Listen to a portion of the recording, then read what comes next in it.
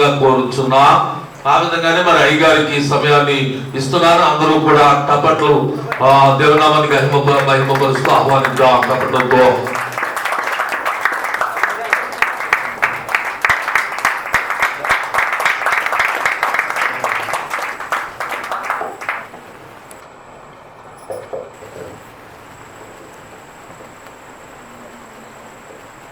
దేవుని నామానికి స్తోత్రం కలుగును గాక. హల్లెలూయా, హల్లెలూయా, హల్లెలూయా. వాక్యం చదువుకుందండి. మార్కు సువార్త 8వ అధ్యాయము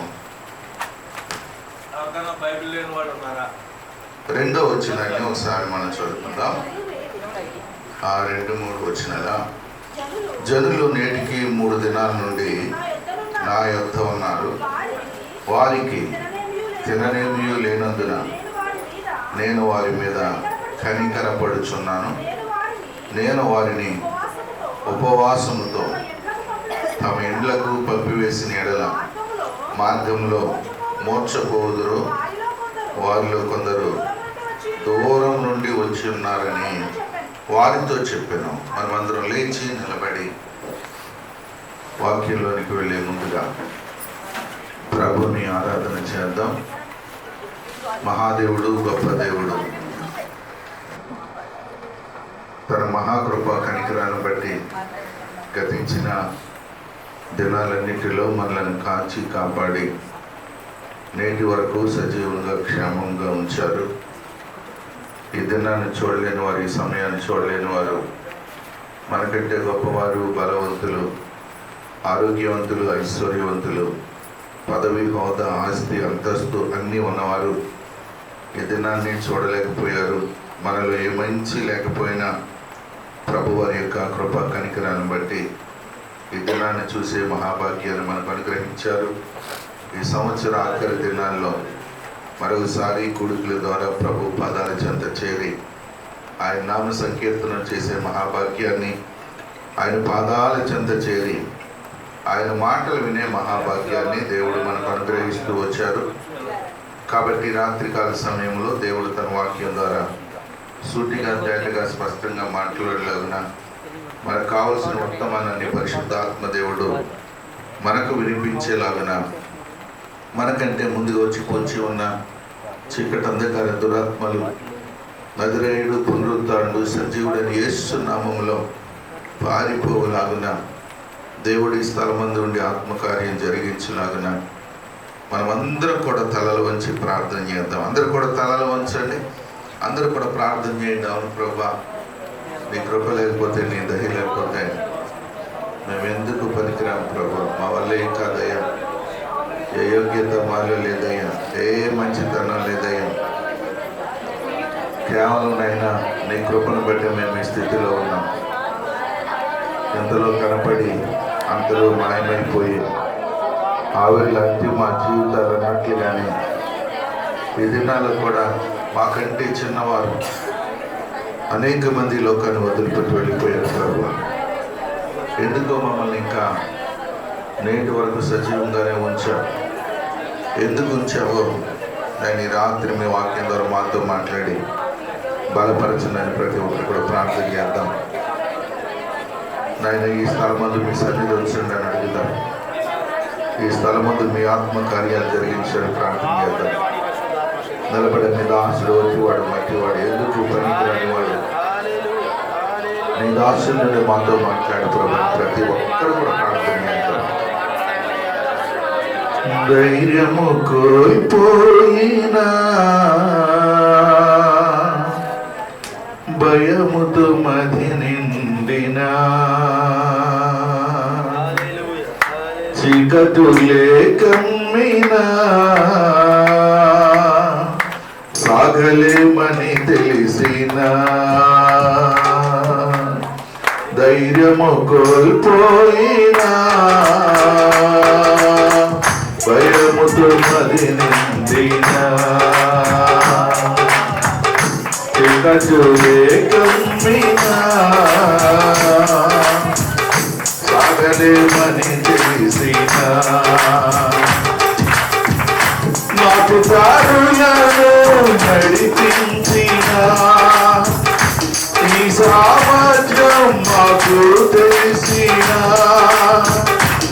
పితరులను నడిపించిన నీ సామర్థ్యం మాకు తెలిసిన మాకు ధైర్యముగా ఉన్నది ఎంతో నెమ్మదిగా ఉన్నది మాకు ధైర్యముగా ఉన్నది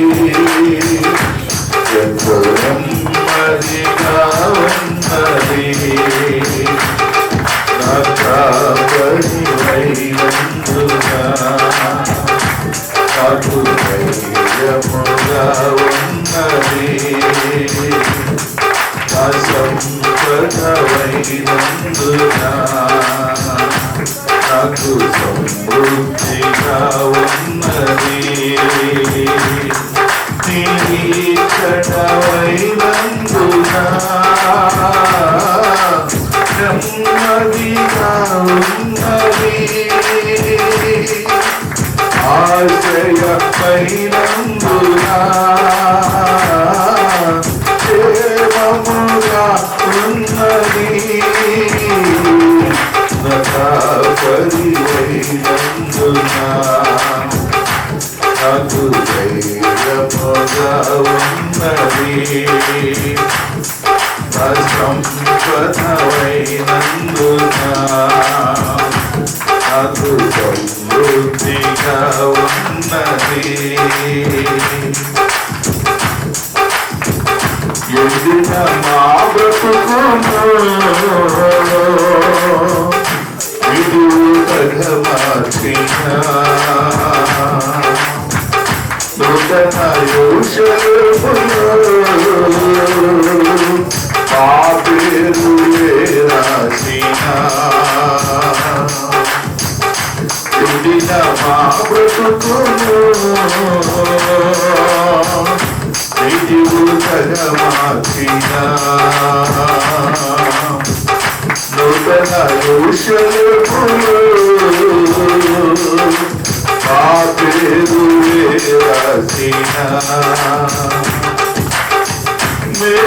మేఘస్తంభముగా నడిపించిన నీ మహిమనే చూపించిన మేఘస్తంభముగా నడిపించిన నీ మహిమనే చూపించిన నిరీక్షణ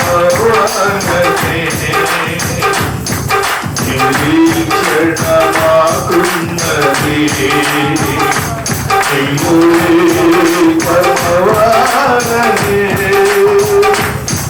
నిరీక్షణ మాకున్నది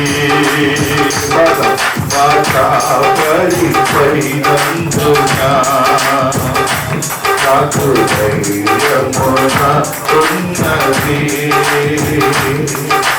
సంపదపై నందునా నాకు సమృద్ధిగా ఉన్నది నిరీక్షణపై నందునా నెమ్మదిగా ఉన్నది ఆశ్రయపై నందునా క్షేమముగా ఉన్నది పరిపై నందునా మాకు ధైర్యముగా ఉన్నది సంపదపై నందునా మాకు నెమ్మదిగా ఉన్నది మాకు క్షేమముగా ఉన్నది మాకు నెమ్మదిగా ఉన్నది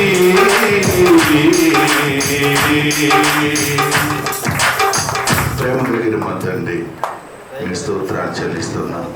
అవును ప్రభా, నువ్వు మా కాపరిగా ఉన్నావు కాబట్టి, పచ్చిక గల చోట్ల మమ్మల్ని నడిపిస్తున్నావు కాబట్టి నేటి వరకు మేము సజీవంగా ఉండగలిగాం ప్రభువా.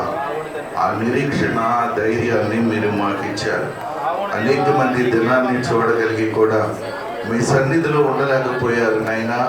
మీ యొక్క మహిమను చూడలేకపోయారు, మీ నామాన్ని మహిమపరచలేకపోయారు. వారి జీవితాల్లో మీరు చేసి ఇంకా గొప్ప కార్యాలు వారు అందుకోలేకుండా పోయారు.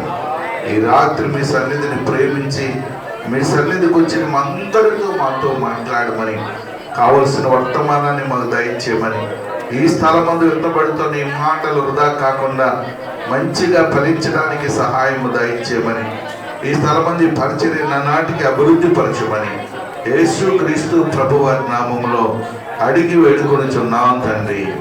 ఆమేన్, ఆమేన్, ఆమేన్. అందరు కూర్చున్నామండి. మంచిది. దేవుని నామానికి స్తోత్రాలు. మరొకసారి మీ మధ్యకు నన్ను ఆహ్వానించిన దైవ సేవకులు మిఖాయిల్ గారికి, వారి కుటుంబానికి వందనాలు. చేరి వచ్చిన మీ అందరికీ వందనాలు. అందరూ చెప్పాలి, అందరికీ వందనాలు, అందరికీ వందనాలు. బాగున్నారా అందరూ కూడా? మంచిది. మరి ఈ సమయంలో కొద్దిసేపు దేవుని యొక్క వాక్యాన్ని మనం జ్ఞాపకం చేసుకుందాం. శ్రద్ధగా దేవుని యొక్క వాక్యాన్ని వినాలని ప్రేమపూర్వకంగా మీకు మనవి చేస్తూ ఉన్నాం. దేవుని సన్నిధిని మనం ప్రేమించి దేవుని సన్నిధికి మనం వచ్చినట్లయితే దేవుడు మన జీవితాల్లో ఏ ఏ కార్యాలు చేస్తాడు అనే దాని గురించి ఈ దినాన్న మనం జ్ఞాపకం చేసుకుందాం. మనం చదివినటువంటి లేఖన భాగంలో యేసు క్రీస్తు ప్రభువారు మాట్లాడుతూ ఉన్నారు. జనులు నేటికి 3 దినముల నుండి నా యొద్ద ఉన్నారు, వారికి తిననేమీ లేనందున నేను వారి మీద కనికరపడుచున్నాను అనే మాట. ఈ మాట ఎవరు మాట్లాడారు, ఎవరితో మాట్లాడారు, ఎవరి గురించి మాట్లాడారు అని మనం జ్ఞాపకం చేసుకుంటే, ఈ మాట యేసు క్రీస్తు ప్రభు వారు మాట్లాడారు. ఎవరితో మాట్లాడారు అనగా తన శిష్యులతో మాట్లాడుతూ వచ్చాడు. ఎవరి గురించి మాట్లాడుతూ వచ్చాడు అనగా తన దగ్గర ఉన్నటువంటి ప్రజలను గురించి మాట్లాడుతూ వచ్చాడు. జాగ్రత్తగా వినండి. మన చదివిన ఈ లేఖన భాగంలో చాలా ఆశ్చర్యకరమైనటువంటి ఒక కూడిక మనం చూస్తూ ఉంటాం కదండి. ఏమండి, ఈ రాత్రికాల సమయంలో ఈ కూడిక ఇక్కడ జరుగుతూ ఉంది. మరి ఎన్ని రోజుల నుంచి జరుగుతూ ఉందో ఈ కూడిక నాకు తెలియదు. ఇదే రోజు అనుకుంటా. ఈ ఒక్కరోజు కూడికకే మరి జనాలు రాలేకపోయారు. మీకు ఆ విషయాన్ని నేను మీకు జ్ఞాపకం చేస్తాను. మీ అయ్యగారు 3 దినాలు కూడుకులు పెట్టారనుకోండి, 3 దినాలు కూడుకులు పెట్టారనుకో, ఎంతమంది వస్తారు? అంతమట్టికే కాదు, 3 దినాలు కూడా రోజుకి 24 గంటలు కూడుకు పెట్టారనుకోండి, 3 దినాలు కూడా పగలు రాత్రులు కూడా 3 దినాలు కూడా మరి ఏమాత్రం ఖాళీ లేకుండా కూడుకులు పెట్టారనుకోండి, ఎంతమంది వస్తారు అనేది ఒకసారి ఆలోచిస్తే నేను అనుకుంటాను ఒక్కళ్ళు కూడా ఉండరేమో అనుకుంటా ఉన్నా కదండి. దినాల్లో మానవులందరూ కూడా దేవుని రాకడ దినాల్లో ఉన్నారు. ప్రతి ఒక్కరూ కూడా ఆయన రాకడ దినాల్లో ఎలా ఉంటారో తిమోతి రాసిన మొదటి పత్రిక 3వ అధ్యాయంలో రాయబడిన మాట, ఆయన రాకడ దినాల్లో అంట అంచె దినాల్లో జనులు స్వార్థప్రియులు, ధనాపేక్షలు, బెంకములాడువారు అని ఇలా 19 రకాలైనటువంటి మానవుని జీవితాల్లో ఉన్నటువంటి గుణలక్షణాలు రాయబడి ఉన్నాయి. నిజంగా చూస్తే ఈ దినాలు కూడా ఎలాగున్నాయంటే ప్రభు రాకడ దినాలు స్పష్టంగా కనపడతా ఉన్నాయి. అందుకు లోతు నవాహు దినాల్లో ప్రజలు ఎలాగున్నారో నేను వచ్చే రాకడ దినాల్లో కూడా ప్రజలు అలాగే ఉంటారని, జనులు తినడం, త్రాగడం, కొనడం, అమ్మడం, పెళ్లి చేసుకోవడం, పెళ్లికి ఇవ్వబడడం, నారు నాటుకోవడం, అమ్ముకోవడం, ఇండ్లు కట్టుకోవడం అనేటటువంటి విషయాలు అందులో రాసుకొచ్చాడు. ఒక విషయాన్ని మనం జ్ఞాపకం చేసుకుంటే, జలప్రళయం వచ్చి వాళ్ళందరినీ కొట్టుకుని పోయే వరకు కూడా వాళ్ళెవరికి ఏమీ తెలియలేదండి. నవాహు లోతు దినాల్లో కూడా ఆ రాత్రి అగ్ని గంధకాలు ఆకాశము నుండి కురిసి నేల మొలకలను కూడా లేకుండా చేసేటంత వరకు ఆ భయంకర ఉపద్రవం వచ్చినా కానీ వాళ్ళెవరికి కూడా అర్థం కాలేదండి. కానీ చదివిన లేఖన భాగంలో నేటికి జనులు 3 దినాల నుండి నా యొద్ద ఉన్నారు అని యేసు క్రీస్తు ప్రభువారు పలుకుతూ ఉన్నారండి. ఆయన ఒకసారి కూడికలు ఏర్పాటు చేశారు అనుకోండి. ఆ కూడికలు 3 రోజులు జరిగాయి. 3 రోజులు కూడా 3 దినాల నుంచి కూడా జనాలు అదే రీతిగా ఉన్నారంటే. ఒక్కో మాట మీకు జ్ఞాపకం చేస్తాను. ఆ జనాలు ఎటువంటి వాళ్ళు అని మనం జ్ఞాపకం చేసుకుంటే చదవండి ఒకసారి మత్తయి సువార్త 15వ అధ్యాయం. అక్కడ ఉన్నటువంటి ప్రజలు ఎటువంటి వాళ్ళు వచ్చారు అనే విషయాన్ని మనం జ్ఞాపకం చేసుకుంటే 15వ అధ్యాయం 29వ వచనం కానించి మనం చదువుదాం. యేసు అక్కడి నుండి వెళ్ళి గలిలయ సముద్రమునకు వచ్చి కొండ ఎక్కి అక్కడ కూర్చుండగా బహుజన సమూహములు ఆయన యొద్దకు కుంటివారు, గుడ్డివారు, మోగవారు, అంగహీనులు మొదలైన అనేకులు తీసుకుని వచ్చి ఆయన పాదముల యొద్ద పడవేసిరి. ఆయన వారిని స్వస్థపరిచెను. మోగవారు మాట్లాడుటకును, అంగహీనులు బాగుపట్టుటకును, కుంటివారు నడుచుటకును, గుడ్డివారు చూచుటకును జనసమూహము చూచి ఆశ్చర్యపడి ఇశ్రాయేలు దేవుని మహిమపరచిరి. అంతటా యేసు తన శిష్యులను చూచి, ఈ జనులు నేటికి 3 దినాల నుండి నా యొద్దనున్నారు, వారికి తిననేమియో లేదు కనుక నేను వారి మీద కనికరపడుచున్నాను. దేవుని నామానికి స్తోత్రం కలుగును గాక. మార్కు సువార్త 8వ అధ్యాయం 1వ వచనంలో ఆ దినాల్లో మరి ఒకసారి బహుజనులు కూడిరాగా అనే మాట. ఆ బహుజనులు ఎవరంటండి? కుంటివారు, మోగవారు, అంగహీనులు, ఆ గుడ్డివారు, ఇటువంటి వారందరినీ తీసుకొచ్చి ఆయన పాదాల దగ్గర పడవేశారు. అర్థమైందండి? ఒకవేళ మిమ్మల్ని అడిగితే మీరు అనవచ్చు ఏంటంటే, వాళ్ళ కుంటోడు కాబట్టి అండి, వాళ్ళ గుడ్డోడు కాబట్టి, వాళ్ళ మోగోడు కాబట్టి, వాళ్ళ అంగహీనులు కాబట్టి పడ్డారండి, మాకైతే అన్నీ బాగున్నాయి, మేమెందుకు రావాలి అనే ప్రశ్న వేస్తామేమో. నేనంటా నీ రాత్రి ఒకవేళ దేవుడు కూడా నీకు అటువంటి పరిస్థితి కల్పిస్తే నువ్వు ఆయన పాదాల దగ్గరికి వస్తావేమో. ఇంకో మాట నేను జ్ఞాపకం చేస్తాను. వాళ్ళ శారీరకంగా కుంటివారైనా కానీ మనం ఆత్మీయంగా కుంటివారమే. వాళ్ళ శరీరం అనగా మన నడక సరైనది కాదు. మనం ఒకవేళ శారీరకంగా ఒకవేళ మనం మంచి కళ్ళు కలిగి ఉన్న వారమైనా కానీ, వాళ్ళు గుడ్డివారైనా కానీ, మనం ఆత్మీయంగా మరి సరైన చూపు లేని వారమే. ఈ రకంగా మనం జ్ఞాపకం చేసుకుంటే వాళ్ళకంటే వాళ్ళు శారీరకంగా అంగహీనులు కానీ మనం ఆత్మీయంగా అంగహీనులమే. నేను మీకు జ్ఞాపకం చేస్తాను, దేవుడు ఆ పరిస్థితి మనకి ఇవ్వలేదంటే దేవుని నామాన్ని నిత్యము మహిమపరచాలి. మన శరీరంలో ఉన్న అవయవాలు ఎన్ని కోట్లు ఖరీదో మీకు తెలుసండి? ఎన్ని కోట్లు ఖరీదో తెలుసా? ఒక కాలు కానీ పోయినట్లయితే ఎన్ని కోట్లు పెడితే అలా న్యాచురల్ కాలు వస్తుందో ఒకసారి ఆలోచించండి. చాలా మంది మనం ఆలోచిస్తుంటాం, దేవుడు మాకేం చేశాడండి, దేవుడు మాకు ఏమి ఇచ్చాడండి, దేవుడు వల్ల మాకు ఏం మేలు జరిగిందని అనుకుంటా ఉన్నాం. ఒక మాట మీకు జ్ఞాపకం చేస్తాను, నేటి వరకు మనం సజీవంగా ఉన్నామంటే అది దేవుడు చేసిన గొప్ప మేలే. నీకు తెలుసున్నటువంటి వారు, నీ స్నేహితులు కానీ, నీ తెలుసున్నవారు, నీ బంధువులు కానీ, నీ తెలుసున్నవారు, నీ ప్రక్కవారు కానీ, నీ తెలుసున్నవాళ్ళు గొప్పవారు కానీ, నీ తెలుసున్న వాళ్ళు అనేక మంది ఈ దినాన్ని చూడలేకపోయి ఉండవచ్చు. కానీ దేవుని మహాకృపను బట్టి ఈ దినాన్ని చూసే మహాభాగ్యాన్ని దేవుడు మనకు అనుగ్రహించాడంటే మనము దేవుని సన్నిధికి ఇంకెంతగా ఎక్కువగా ప్రేమించాలో, ఎంతగా దేవుని సన్నిధిలో మనం ఉండాలో ఒకసారి మనం జ్ఞాపకం చేసుకోవాలి. దేవుని నామానికి స్తోత్రం కలుగును గాక. హల్లెలూయా, హల్లెలూయా, హల్లెలూయా. జనులు నేటికి 3 దినాల నుంచి ఆయన దగ్గర ఉన్నారు. ఎవరండి? వాళ్ళందరూ కూడా అవయవాలు సరిగా లేని వాళ్ళు, వాళ్ళందరూ కూడా ఆరోగ్యం సరిగా లేని వాళ్ళు, వాళ్ళందరూ కూడా ఏదో లోపం ఉన్నవారే. కానీ ఒక విషయాన్ని మీకు జ్ఞాపకం చేస్తాను, ఆ 3 దినాలు వారిని చూసి దేవుడు ఏం చేశారంటే ఆయన తీసుకెళ్ళి అక్కడ పడేస్తే దేవుడు వాళ్ళందరినీ కూడా బాగు చేశాడంటే. వాళ్ళందరినీ బాగు చేశాడు. 3 దినాల నుంచి వాళ్ళు దేవుని దగ్గర ఉన్నారు. సరే, ఇప్పుడు వద్దాం 8వ అధ్యాయం మార్కు సువార్తలోనికి మరలా వద్దాం. ఈ 2 సువార్తలు తిప్పుతూ ఉంటాను. 2 సువార్తలు చాలా సత్యాలు కనపడతాయి, జాగ్రత్తగా వినండి. కాబట్టి రెండవదిగా 1 3 దినాల నుంచి ఆయన దగ్గర ఉన్నారు. రెండవదిగా మనం జ్ఞాపకం చేసుకుందాం 3వ వచనంలో, నేను వారిని ఉపవాసంతో తమ ఇంట్లో పంపివేసిన మార్గంలో మనుషులు వారిలో కొందరు దూరము నుండి వచ్చి ఉన్నారు.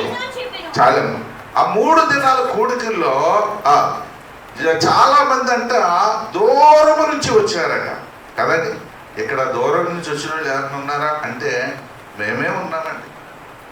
నేను నాతో వచ్చిన ఆయన దూరం నుంచి, మీ పాస్టర్ గారు కూడా ఇంకా కొంచెం దగ్గర నుంచి. అవునా?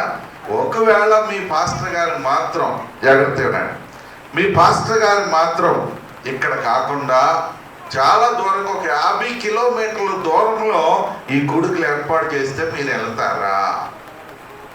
చెప్పాలి వెళ్తారా? చెప్పండి, మాట్లాడి చెప్పండి. వెళ్ళరు. 3 దినాల కూడుకలంటేనే, రాత్రి పగళ్ళ కూడుకలంటేనే వెళ్ళాం. అందులో దూరం అంటే మరీ వెళ్ళాం. 3వదిగా నేను మీకు జ్ఞాపకం చేస్తాను. 4వ వచనం చదవండి. అందుకాయన శిష్యులు ఈ అరణ్య ప్రదేశములో ఒకడెక్కడి నుండి రొట్టెలు తెచ్చి వీరిని తృప్తిపరచగలడని. ఎక్కడ జరిగినాయి అంట మీటాలు? ఎక్కడ జరిగినాయి? అరణ్య ప్రదేశము. అరణ్య ప్రదేశం అంటే తినడానికి ఏముండదు, తాగడానికి ఏముండదు, సరిగా కూర్చోవడానికి కూడా నేల ఉండదు. అక్కడ ఏముంటాయంటే పెద్ద పెద్ద రాళ్ళు ఉంటాయి, పడుకోవడానికి ఉండదు. పరిస్థితులు ఏమాత్రం కూడా అనుకూలంగా ఉండవు కదండి. దినాల్లో ఏసీలు ఉంటేనే కానీ మందిరానికి వెళ్తలేదని చక్కగా నిద్రపోదామని. ఏంటంటే ఏసీలు ఉంటేనే కానీ మందిరానికి వెళ్ళట్లేదండి. అటువంటి రాళ్ళు రప్పల్లో మీటింగ్లు ఏర్పాటు చేస్తే వెళ్తారా? మీరే అయితే ఎన్ని ప్రశ్నలు వస్తాయో. మన పాస్టర్ గారికి ఏదన్నా అయిపోయిందా ఏంటి? ఆయన అసలు ఏమనుకుంటున్నాడు? అసలు ఏంటి ఇక్కడ మీటింగ్లు ఏంటి కదా? నానా రకాలైనటువంటి ప్రశ్నలు మనలోంచి వచ్చేస్తాయి. ఒకటి, 3 రోజులు ఏర్పాటు చేశాడు. రెండవది, ఆ కూడుకులకు చాలా దూరం నుంచి ప్రజలు వచ్చారు. 3వదిగా కూడుకులు పెట్టిన స్థలం కూడా సరైన స్థలం కాదు. 4వ విషయాన్ని మీకు జ్ఞాపకం చేస్తాను. 3వ వచనం చదవండి. నేను వారిని ఉపవాసముతో తమ ఇండ్లకు పంపివేసిన ఎడల మార్గములో వారు మోక్షపోవుదురు. అంటే ఆ 3 దినాలు కూడా కనీసం రాత్రింబగళ్ళు ఆ మీటింగ్లో ఉన్నా కానీ, రాత్రింబగళ్ళు ప్రభు దగ్గరే ఉన్నా కానీ, ప్రభు దగ్గర ఉంటే ఏదైనా లోటు ఉంటాయండి? ఏది లోటు ఉండదు. కనీసం ఆ 3 దినాలు కూడా ఏ మీటింగ్లు అంటండి? ఎవరు మంచినీళ్ళు అడగడం లేదు, ఎవరు కూడా ఆహారం అడగడం లేదు, ఎవరు కూడా దిక్కులు చూడటం లేదు, ఎవరు కూడా ఏం అడగడం లేదండి. 3 దినాల నుండి వాళ్ళు ఉపవాసంతోనే ఉన్నారంటే మన ప్రభు న్యాయస్తుడా అన్యాయస్తుడా చెప్పాలి. ఈ లోకస్తులైతే మనతో పని చేసుకునే అవసరమైతే ఒట్టి చేతులతో పంపేస్తారు, మనల్ని వాడుకొని వదిలేస్తారు. కానీ మన ప్రభు పని, మన ప్రభు దగ్గర కొద్ది నిమిషాలు గడిపితే ఆయన ఏమాత్రం కూడా విడిచిపెట్టాడండి. ఒక విషయాన్ని మీకు జ్ఞాపకం చేస్తాను. ఆయన సన్నిధికి వెళ్ళి ఆయన సన్నిధిలో గడిపే వారి గురించి ఆయన ఎలా ఆలోచిస్తాడో ఒకసారి మనం జ్ఞాపకం చేసుకుందాం. 2వ వచనం అంటాడు, జనులు నేటికి 3 దినముల నుండి నా యొద్ద ఉన్నారు. దేవుని నామానికి స్తోత్రం కలుగును. ఏమండి, ఈ మాట ఎంత సంతోషంతో అంటాడండి, ఈ మాట ఎంత ఆనందంతో అంటాడండి, ఈ మాట ఎంత గంభీరంగా అంటాడండి కదండి. 3 దినాల నుంచి జనులు నా యొద్దనున్నారు అనగా 3 దినాల నుంచి ఆయన యొద్ద ఉన్న జనులను గూర్చి ఆయన ఆలోచిస్తా ఉన్నాడు. అనగా ఆయన దృష్టి అంతా ఎవరి మీద ఉందంటే వారి మీదే ఉంది. దేవుని నామానికి స్తోత్రం కలిగిన గాక. ఒకటి, ఆయన దృష్టి ఆయన మీద, వారి మీద ఉంది. రెండవది, వారికి ఆయన ఏమైనా చేయాలనుకుంటున్నాడో. మూడవది, ఆయన వారికి చేసిన సందర్భం కూడా ఈ వచనాల్లో మనం చూస్తా ఉన్నాం. జాగ్రత్త రండి. ఆయన సన్నిధానానికి వెళ్ళే వారి మీద ఆయన దృష్టి ఉంటుంది. రెండవదిగా ఆయన సన్నిధానానికి వెళ్ళే వారి గురించి ఆయన ఆలోచిస్తాడు. మూడవదిగా ఆయన సన్నిధానానికి వెళ్ళే వారిని గురించి ఆయన ఇస్తాడు, ఏమైనా ఇస్తాడు, ఏమైనా చేస్తాడు. ఆయన మాట్లాడుతూ అంటాడు, జనులు నేటికి 3 దినాలు నా యొద్ద ఉన్నారు. అదే మనం అయితే చాలా లెక్కలు వేసుకుంటాం కదండి, చాలా లెక్కలు వేసుకుంటే. ఇదే రైతు పనిలోకి వెళితే ఎన్ని డబ్బులు వస్తాయి కదా, 3 దినాలు వృధాగా గడిపేశాను. 3 దినాల్లో నాకు ఏమొచ్చింది ఉంది కదండి. మన అన్ని లెక్కలే. ఎందుకంటే ఒక ఆయన అన్నాడు, మా ఇంటికి వస్తే ఏం తెస్తావు, మీ ఇంటికి వస్తే ఏమిస్తావు. ఇదే మన పరిస్థితి. ఏం తెస్తావు, ఏమిస్తావు. ఇక తేవడం ఇవ్వడమే మన పనులు కదండి. కాబట్టి ఈ 3 దినాల నుంచి నా దగ్గర జనులు ఉన్నారు. మన లెక్క ఒక రకంగా ఉంటుంది, దేవుని లెక్క ఒక రకంగా ఉంటుంది. దేవుని నామానికి స్తోత్రం కలుగును గాక. అయ్యో అనవసరంగా వచ్చేసానే, అనవసరంగా కూర్చున్నానే, అనవసరంగా 3 దినాలు వేస్ట్ అయిపోయియే అనుకుంటూ ఉంటాం. కానీ దేవుడు తన దగ్గరికి వచ్చిన వారి మీద తన దృష్టి నెట్టాడు. తన దగ్గరికి వచ్చిన వారిని గూర్చి ఆలోచిస్తూ ఉన్నాడు. తన దగ్గరికి వచ్చిన వారిని గూర్చి ఆయన ఇచ్చాడు. ఏం ఆలోచించాడు, ఏ దృష్టి పెట్టాడు, ఏమిచ్చాడు అనే దాని గురించి నేను మీకు జ్ఞాపకం చేస్తా ఉన్నాను. కాబట్టి ఆయన దృష్టి వారి మీద పడినప్పుడు ఆయన లెక్క కట్టాడు. ఏంటంటే జనులు వారి యొక్క 3 దినాల సమయాన్ని, 3 దినాల వారి యొక్క ఆ సమయాన్ని నాకు ఇచ్చారు అని దేవుడు ఆలోచించాడు. ఆలోచించి వారి గురించి ఆలోచించి ఒక మాట అంటాడు, వారికి తిననేమి లేనందున అన్నాడు కదండి. వారికి తిననేమి లేనందున నేను వారి మీద కనికర పడుతున్నాను. జాగ్రత్తగా వినండి. 3 రోజుల నుంచి నా దగ్గర ఉన్నారు. 3 రోజుల నుంచి వారు ఏమి తినలేదు అని కింద ఒక మాట అంటాడు, నేను ఉపవాసముతో తమ ఇండ్లకు పంపివేసిన ఎడలా. మత్తయి సువార్త 15వ అధ్యాయం 32వ వచనానికి వద్దాం. ఒకసారి చూడండి. 15వ అధ్యాయం 32వ వచనం. వారికి తిననేమి లేనందున వారి మీద కనికర పడుచున్నాను,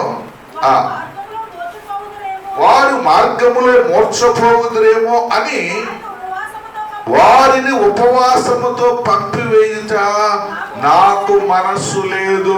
కొట్టని చప్పట్లో దేవుని నామానికి స్తోత్రం కలుగును గాక. హల్లెలూయా. నేనేమి ఇవ్వాలి వీళ్ళకి జన్మని ఇచ్చానే, చక్కటి అవయవాలు ఇచ్చానే, చక్కటి భర్తలు ఇచ్చానే, చక్కటి భార్యలు ఇచ్చానే, చక్కటి ఇండ్లు ఇచ్చానే, చక్కటి బిడ్డలను ఇచ్చానే, చక్కటి ఆరోగ్యం ఇచ్చానే, చక్కటి ఆస్తి ఇచ్చానే, చక్కటి ఉద్యోగం ఇచ్చానే, చక్కటి ఐశ్వర్యం ఇచ్చానే. అది లెక్కే లేదు అయినా, అది లెక్కే లేదు. ఏది లెక్కేస్తున్నానంటే నేటికి 3 దినాల నుంచి జనులు నా యొద్ద ఉన్నారు, వారి మీద నేను కనికర పడుతున్నాను. వారిని ఉపవాసముతో పంపివేస్తే వారి దారిలో మూర్ఛపోతారు. అలాగే వెళ్ళిపోవడం నాకు మనస్సు లేదు, అనగా నాకు ఇష్టం లేదు. దేవుని నామానికి స్తోత్రం. హల్లెలూయా, హల్లెలూయా, హల్లెలూయా. ఎంత మంచి దేవుడండి ఆయన. వాళ్ళు ఉపవాసంతో పంపేయడం మంచిది కాదు, మూర్ఛపోతారు. అది నాకు ఇష్టం లేదు కదండి. తన దగ్గర ఉన్న వారి గురించి ఆయన కన్ను దృష్టి వాళ్ళ మీద ఉంచుతాడు, వాళ్ళ గురించి ఆలోచిస్తాడు, వాళ్ళకి ఏవైనా కానీ ఆయన చేస్తాడు. వాళ్ళు ఉపవాసంతో పంపివేయడం నాకు ఇష్టం లేదు, నాకు మనస్సు లేదు. ఉపవాసం అంటే అర్థం ఏంటండి? ఉపవాసం అంటే ఏ కడుపు? అది ఏ కడుపు? వెరీ గుడ్ చెప్పాలి. ఖాళీ కడుపుతో, అనగా ఖాళీగా ఏ వచ్చిన వాళ్ళు వెళ్ళడానికి లేదు. కొట్టండి చప్పట్ల. దేవుని నామానికి స్తోత్రం కలుగును గాక. లెక్క ఎత్తు. ఆయన మందిరంలో గంట కూర్చుని నువ్వు లెక్కేస్తే నిన్ను తల్లి గర్భంలో రూపమునికి ఎరిగిన దేవుడు తల్లి గర్భంలో రూపొందించి లోకానికి తీసుకొచ్చి ఇంత వయసు తీసుకొచ్చి ఇంత కాలం కాపాడి ఇంత ఆరోగ్యం ఇచ్చి ఇంత ఆయుష్నిచ్చి ఇంత అన్ని ఇచ్చి లెక్కేస్తే నువ్వు తీర్చగలవా? కదండి కదండి. మళ్ళంటాడు ఆయన, నా దగ్గరికి వచ్చి 3 దినాలు కూర్చున్న వాళ్ళు ఖాళీగా వెళ్ళిపోవడానికి వీల్లేదు. ఆర్థిక ఇబ్బందుల్లో వచ్చారా, అదే ఇబ్బందులు వెళ్ళడానికి వీల్లేదు. రోగాలతో వచ్చారా, రోగాలతో వెళ్ళడానికి వీల్లేదు. అనారోగ్యాలతో వచ్చారా, అలా వెళ్ళడానికి వీల్లేదు. ఏవో సమస్యలతో వచ్చారా, అలా వెళ్ళడానికి వీల్లేదు. మనం అనుకుంటా ఉన్నాం దేవుని మందిరానికి వెళ్ళడం వల్ల ఏం ప్రయోజనం అనుకుంటా ఉన్నాం కదండి. దినాన్ని ఒక విషయాన్ని మీకు జ్ఞాపకం చేస్తాను. ఒక్క హాస్పిటల్ ఖర్చు లేకుండా చేస్తే చాలే. హల్లెలూయా. రాత్రి మా బామ్మద్దుకు ఆయన ఫోన్ చేశాడు. ఆయన లెక్చరర్గా చేస్తూ ఉన్నాడు. వాళ్ళ భార్యకు ఊపిరితిత్తుల్లో ఇన్ఫెక్షన్ వచ్చి ఆక్సిజన్ లెవెల్ తగ్గిపోయి ఆమెని ఐసీలో పెట్టారు. ఐసీలో పెడితే ఆయన ఫోన్తో మాట్లాడుతుంటాడు, రోజుకి 50,000 అవుతున్నాయండి. రోజుకి 50,000 అవుతున్నాయి. ఇందాక మందులు రాశారు, 20,000 రూపాయల మందులు. తట్టుకోగలరా చెప్పండి? అదే పరిస్థితి మనకు వస్తే తట్టుకోగలమా? రోజుకి 50,000. ఆయన ఉద్యోగం, తన భార్యకు ఉద్యోగం, తన కుమారుడికి ఉద్యోగం, తన కోళ్లకు గవర్నమెంట్ ఉద్యోగాలే. వాళ్ళు తట్టుకోగలరు, కానీ నువ్వు నేను తట్టుకోగలరా చెప్పాలి. కాకినాడ హాస్పిటల్లో ఉన్నాడు, ఫోన్ చేసాడు, రాత్రి మాట్లాడు. ఆయన మాట్లాడుతూ ఉన్నాడు, 50,000. ఆయనే భయపడుతుంటాడు. ఎన్ని రోజులు ఉంచుతారో తెలీదు, ఎప్పుడు రికవర్ అవుతుందో తెలీదు, ఎప్పుడు పంపుతాడో తెలీదు. ఏంటి పరిస్థితి ఏంటో అర్థం కావట్లా. ఈ ఆరోగ్యం ఇచ్చాడంటే ఎన్ని కోట్లు దేవుడు మనకి ఇచ్చాడు ఒకసారి జ్ఞాపకం చేసుకోండి. కానీ ఆయన సన్నిధిలో కూర్చోవడానికి ఎంత ఇబ్బందోనండి, మనకి ఎంత కష్టమోనండి, ఎంత బాధోనండి, దైవ సేవకుల మీద ఎంత కోపమోనండి. ఇది ఏ పని లేదో పద్దాకా మీటింగ్లు ఏర్పాటు చేసేస్తే ఎవరికి లాభం? ఆయనకి లాభమా? మీటింగ్లు ఏర్పాటు చేయడం ఆయనకి లాభమా? దేవుడికి లాభమా? ఎవరికి లాభం? నువ్వు మందిరానికి వస్తున్నావంటే ఎవరికి మేలు? ఆయన కోసం వస్తున్నావా? దేవుడి కోసం వస్తున్నావా? ఎవరి కోసం వస్తూ ఉన్నావు? చాలా మంది లెక్కలు వేస్తారు, నేను వెళ్ళకపోతే ఎలా బతుకుతాడు? ఎవరు? పాస్టర్ గారు నీ దయా దాక్షిణ్యాలతో పాస్టర్ ఇక్కడికి రాలా. ఆయన పాస్టర్ ఇక్కడికి వచ్చే ముందు నువ్వు ఆహ్వానించావా? వచ్చి మా దగ్గర పెట్టండి, మేము వస్తాము, మేము పెడతాము, మీరు తిందిరి కానీ బ్రతిదిరి కానీ అన్నారా? చెప్పాలి. నేనెవరో పిలిస్తే రాలా. మిలిటరీలో ఉద్యోగం వదులుకుని మరీ వచ్చాను నేను. మామూలు ఉద్యోగం, సైనికుల ఉద్యోగం కాదు, ఆఫీసులో ఉద్యోగం వదిలొచ్చాను.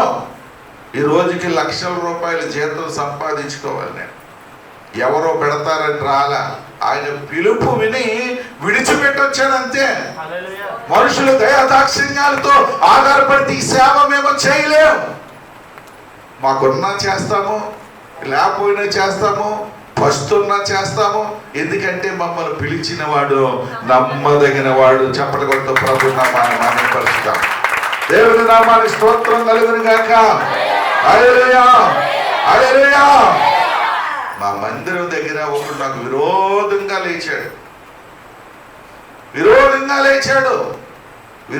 లేచి మా మందిరం పక్కనే వాడు ఇల్లు ఉండేది. మందిరానికి వచ్చేవాడిని నానా రకాలుగా మాట్లాడుతూ ఉండేవాడు. మందిరం జరిగే టైంలో వాడు టీవీ రోడ్డు మీద తెచ్చి పెద్ద సౌండ్ పెట్టేవాడు. దేవుడు ఏం చేశాడు తెలుసా? ఆ ఊర్లో లేకుండా లేపేశాడు, కొట్టండి చప్పట్లా. ఒక్కొక్కడు ఏదో మాట్లాడుతూ ఉన్నాడు, పనికి మాలిన మాటలు. నేను అన్నాను, అది తప్పు కదా, అలాగ అనకూడదు కదా అన్నాను. వెళ్ళి ఇంటికాడ కూర్చున్నాను. వాడు వాళ్ళమ్మ కూడా ఇంటి దగ్గరికి నన్ను కొడతాకొచ్చారు. కొన్ని రోజులకి వాళ్ళ అమ్మ గుండెపోటు వచ్చి చచ్చిపోయింది. ఆడికి యాక్సిడెంట్ అయ్యి రోడ్డు మీద ఈడ్ చేస్తే ఎన్నుపోసి దెబ్బ తినేసి నా ఎదురుగుండా ఇలా వంగి నడుస్తా నా ఇంక చూస్తా ఉంటాడు. ఏమండి, ఎవరు పిలిస్తే వచ్చాం? మళ్ళీ అలాగే నేను అదే వీధిలో వెళ్ళిపోతూ ఉంటే, దుమ్మెళ్తా ఉంటే మార్గ మధ్యలో ఇంకొకడు ఉండి ఆడి తిట్టేసరికి దేవుడు యాక్సిడెంట్ ఇచ్చాడు. కాలు చెయ్య పని చేయట్లేదు. జాగ్రత్త. మేమెప్పుడు కూడా ప్రియమైన వాళ్ళరా, మేము మనుషులను చూసి సేవకు రాలా. దేవుడు పిలిచాడు, సేవకు వచ్చాం. దేవుడు ఇస్తే తింటాం, లేదా పస్తులతో ఉండేనా చస్తాం. కానీ రాజీ పడే పరిస్థితి మాత్రం కూడా లేదు.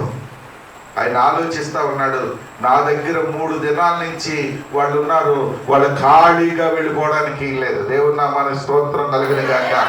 వాళ్ళు ఏ పరిస్థితుల్లో వచ్చారో అదే పరిస్థితుల్లో వెళ్ళడానికి వీల్లేదు. వాళ్ళకి ప్రస్తుతానికి కావాల్సింది ఏంటంటే, ఏం కావాలట? ఆహారం లేదు. వాళ్ళు అలాగే వెళ్ళిపోతే దారిలో వారు మోర్చిపోతారు. దూరం నుంచి వచ్చారు. పైగా ఇది అరణ్య ప్రదేశం. అది శిష్యులు అంటారు, అప్పుడు అంటారు, అయ్యా ఇది అరణ్య ప్రదేశం, ఇది అరణ్య ప్రదేశం.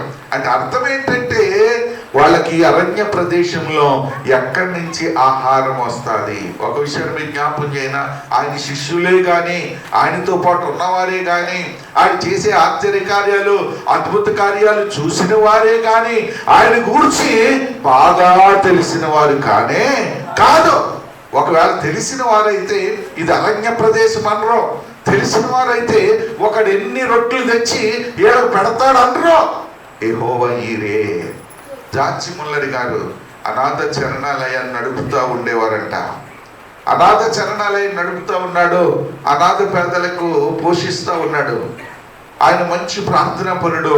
ఒకరోజు ప్రియమైన వాళ్ళరా అసలేమి ఒక బియ్యం గింజ కూడా లేని పరిస్థితి వచ్చింది. పిల్లలకు భోజనాలు పెట్టాలి, టైం అయిపోయింది 12 గంటలకి. అందరూ వచ్చారు, అయ్యా భోజనాలు ఏమి వండలేదయ్యా, పిల్లలకి భోజనాలు పెట్టాలి, టైం అయిపోయింది, 12 గంటలు అయిపోయింది, ఎలాగా పరిస్థితి అని అడుగుతా వచ్చారు. వచ్చేసరికి ఆయన అన్నాడు, పిల్లలందరినీ కూడా గిన్నెలు తీసుకోమని వరుసలో కూర్చోబెట్టండి అన్నాడు. దేవుని నామమున స్తోత్రం కలుగును గాక. గిన్నెలు తీసుకొని వరుసలో కూర్చోబెట్టమనండి. వీళ్ళకి అర్థం కాల, చెప్పాలో చెప్పకూడదు అర్థం కావట్లే. ఏంటి భోజనాలు లేవు, ఏమీ లేవు, గిన్నెలు పెట్టి వరుసలో కూర్చోమంటాడేంటి అని వాళ్ళందరూ కూడా అనుమానిస్తూ ఉన్నారు. ఆయన చెప్పాడు కాబట్టి గిన్నెలు పెట్టి వరుసలో కూర్చోబెట్టాడు. ఈయన వెళ్ళిపోయి గదిలో మోకరించి ప్రార్థన చేస్తా ఉన్నాడు. ప్రభా బిడ్డలకు ఆహారం లేదు, ఆహారం దయచే ప్రభుని ప్రార్థన చేస్తూ ఉంటే ఎవరో లారీ వేసుకుని వచ్చి, ఏమంటే ఇది జార్జి ముల్లర్ గారు అనాథ శరణాలయమేనా అన్నారు. అవునండి అనేసరికి, ఏమంటే ఇదిగో ఆహార పదార్థాలు వచ్చాయి అని చెప్పారు. ఎలాగంటే ఆ పక్కనే ఒక రాజకీయ మీటింగ్, పెద్ద మీటింగ్ జరగాలంట రోజు. అది ఎందుకో పోస్ట్ పోన్ అయిపోయిందంట. ఆ భోజనాలన్నీ మిగిలిపోతే అవన్నీ తీసుకొచ్చి అనాథ శరణాలయానికి ఇచ్చారు. కొట్టని చప్పట్లో దేవుని నామానికి స్తోత్రము కలుగును గాక. హల్లెలూయా, హల్లెలూయా. సింహం పిల్లలు ఏమి కలిగి ఆకలి కొనిను కానీ నా పిల్లలు ఎంత మాత్రం కూడా ఆకలి కొనరు. దేవుని నామానికి స్తోత్రం కలుగును గాక. దావీదు మహారాజు అంటాడు, నేను చిన్నవాడినై ఉండుట ఎరుగును, ఇప్పుడు వృద్ధుడై ఉన్నాను, అయినను నీతిమంతులు విడవబట్టి గాని వారి సంతానము భిక్షమెత్తుట గాని నేను చూచి ఉండలేదు. కొట్టని చప్పట్ల దేవుని నామానికి స్తోత్రము కలుగును గాక. హల్లెలూయా, హల్లెలూయా. నీతిమంతులు విడవబట్టు గాని వారి సంతానం భిక్షమెత్తుట గాని నేను చూచి ఉండలేదు. కాబట్టి యేసు ప్రభుతో తిరుగుతున్నారు శిష్యులు గాని యేసు ప్రభు వారు ఎంత గొప్ప దేవుడో, ఎన్ని గొప్ప కార్యాలు చేస్తున్నాడో చూస్తూ ఉన్నారు. కానీ వారికి ఇంకా నమ్మకం లేకుండానే ఉండిపోయింది కదా. ఈ దినాల్లో మనం కూడా కూర్చున్న వాళ్ళం చాలా మంది అటువంటి శిష్యుల్లాగానే ఉన్నాం. మన పరిస్థితి కూడా యేసు ప్రభు ద్వారా ఎన్ని గొప్ప కార్యాలు పొందుకుంటున్నామో, యేసు ప్రభు ఎన్ని గొప్ప కార్యాలు చూస్తున్నామో, యేసు ప్రభు గొప్పతనం ఎంతో తెలుసుండి కూడా కొన్ని సార్లు చిన్న విషయాల్లోనే మనలో అపనమ్మకము వచ్చేస్తుంది, అవిధేయత వచ్చేస్తుంది, దేవుని కార్యాలు చూడలేని పరిస్థితి వచ్చేది. వాళ్ళు అంటారు, భోజనాలు పెట్టమంటావు ఏంటయ్యా, ఇది అసలు ఏ ప్రదేశమో నీకు తెలుసా? ఎవరికి ఆయనకి నేర్పుతా ఉన్నారు, ఆయన చెబుతా ఉన్నారు, ఇది అరణ్య ప్రదేశం కదా, ఒకడెక్కడ నుండి ఇంతమందికి రొట్టెలు తెచ్చి పెడతాడు, ఏం మాట్లాడుతున్నావు అని యేసు ప్రభుతో మాట్లాడుతూ ఉన్నారు. అర్థమైందండి?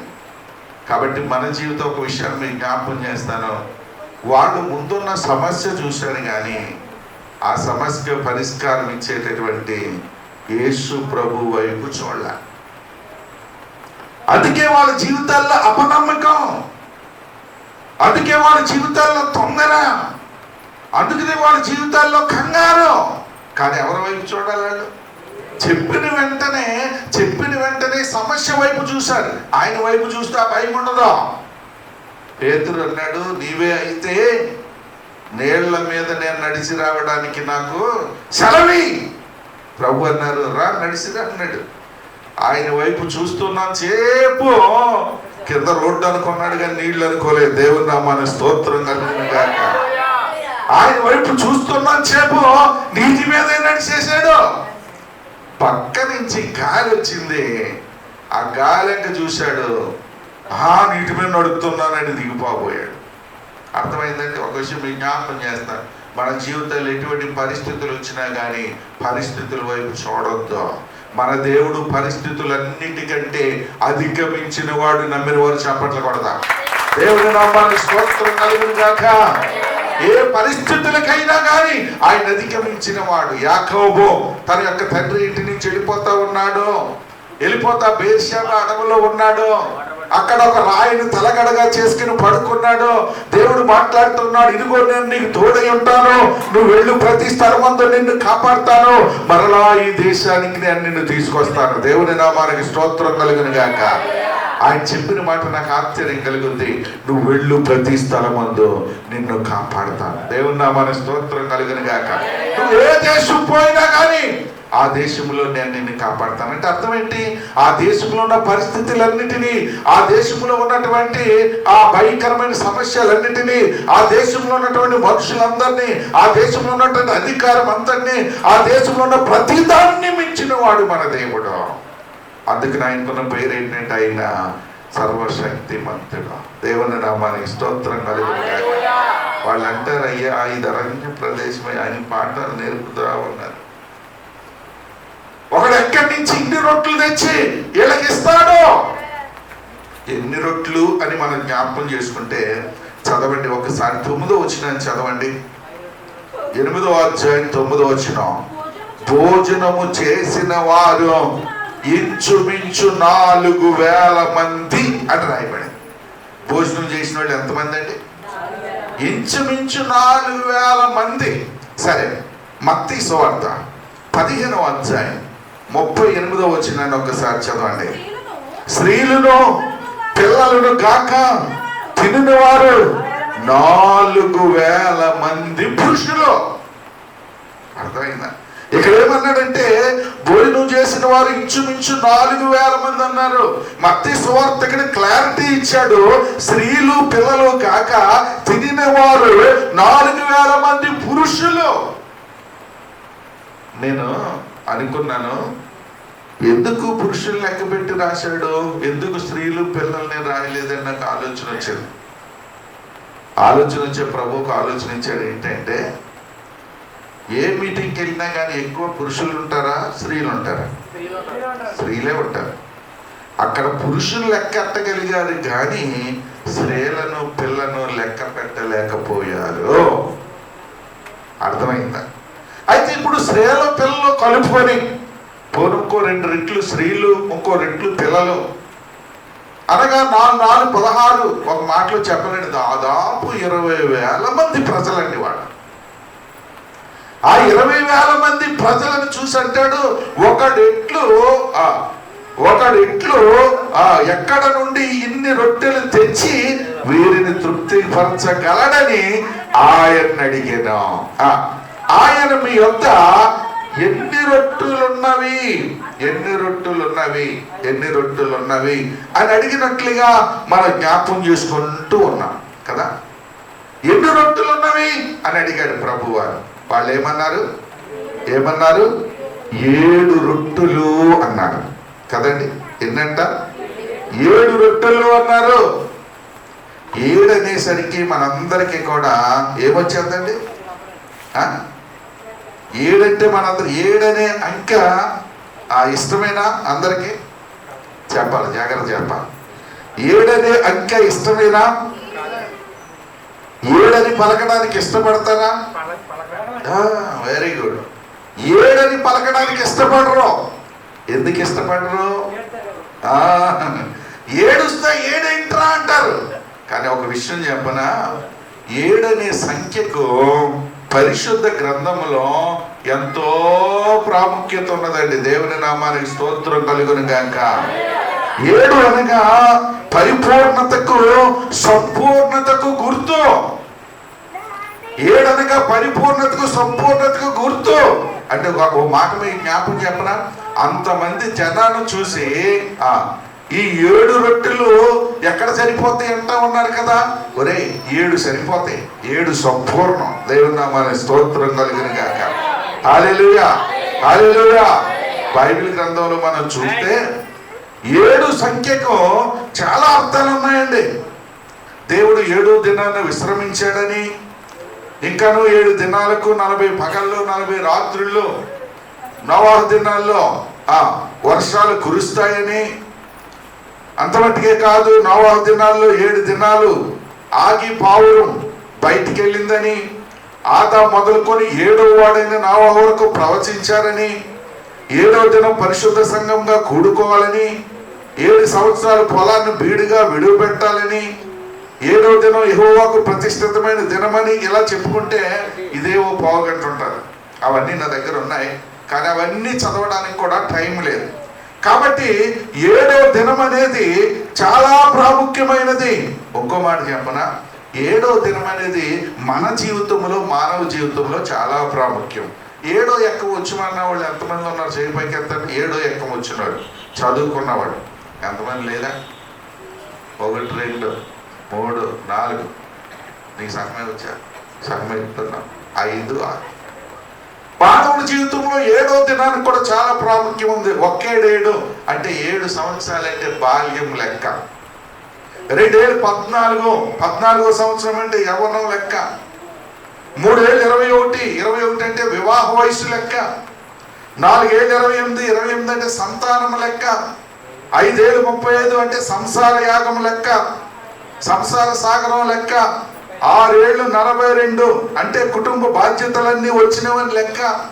7 49 అనగా వృద్ధాప్యానికి స్వాగతం. 8 56 అనగా రిటైర్మెంట్ దగ్గర పడుతున్నామని అర్థం. మరి 9 63 అనగా షష్ఠి పూర్తి అయిందని లెక్క. 10 70 అనగా అధిక బలం ఉంటే 80, మానవుని యొక్క ఆయుష్ 70 సంవత్సరాలు. ఇక అయిపోయింది ఆ దెబ్బతోటి. అర్థమైందా మీకు? 7 మానవుని యొక్క జీవితానికి చాలా ప్రాముఖ్యమైనటువంటి అంకె. ఈ 7ని చాలా మంది ఇష్టపడరు, కానీ యేసుప్రభు అంటా ఉన్నాడు. వాళ్ళు అడిగాడు, ఎన్ని రొట్టెలు ఉన్నాయంటే 7 రొట్టెలు. 7 చాలు. 7 సంపూర్ణానికి గుర్తు. ఎంతమంది ఉన్నా కానీ సరిపోతాయి. దేవుని నామానికి స్తోత్రము కలుగును గాక. హల్లెలూయా, హల్లెలూయా. 7 అన్న వెంటనే ఆయన చెప్పిన మాట ఏంటంటే, నేల మీద కూర్చోబెట్టేది జనాల్ని 7 రొట్టెలు ఉంటే సరిపోతాయి. నేల మీద కూర్చోబెట్టేది జనాల్ని. నిజంగా వాళ్ళు జార్జి ముల్లర్ గారు ఆ మాట అన్నప్పుడు వాళ్ళు అనుకున్నట్లుగా 7 అనుకుని ఉంటారు. ఏంట్రా బాబు, ఈయన 7 రొట్టెలు ఉన్నాయంటే 27 మందిని కూర్చోబెట్టమంటాడేంటి కదండి? 7 రొట్టెలు అంటే 20,000 మందిని కూర్చోబెట్టమంటాడేంటి? అర్థమైందా? 7వ దినాన్ని కూడా మనం ఏమీ కూడా చేయం. 7 అనే అసలు రానివ్వకండి అంటారు. 7 అనే సంఖ్య సంపూర్ణమైన దేవుడు తీసుకున్నది. ఆ సంఖ్య చాలా శ్రేష్టమైన సంఖ్య. కాబట్టి ఆ సంఖ్యను గూర్చి మీ యొక్క ఆలోచనలు పరిపరి విధాలుగా వెళ్ళడానికి ఏం లేదు. చాలా శ్రేష్టమైన సంఖ్య. వాళ్ళకి ఆలోచన వచ్చి ఉంటుంది, ఏంట్రా 7 రొట్టెలు ఎనిమిది కూర్చోబెట్టమంటాడు ఈయన? ఎంతమందికి ఎడతాడు ఈయన?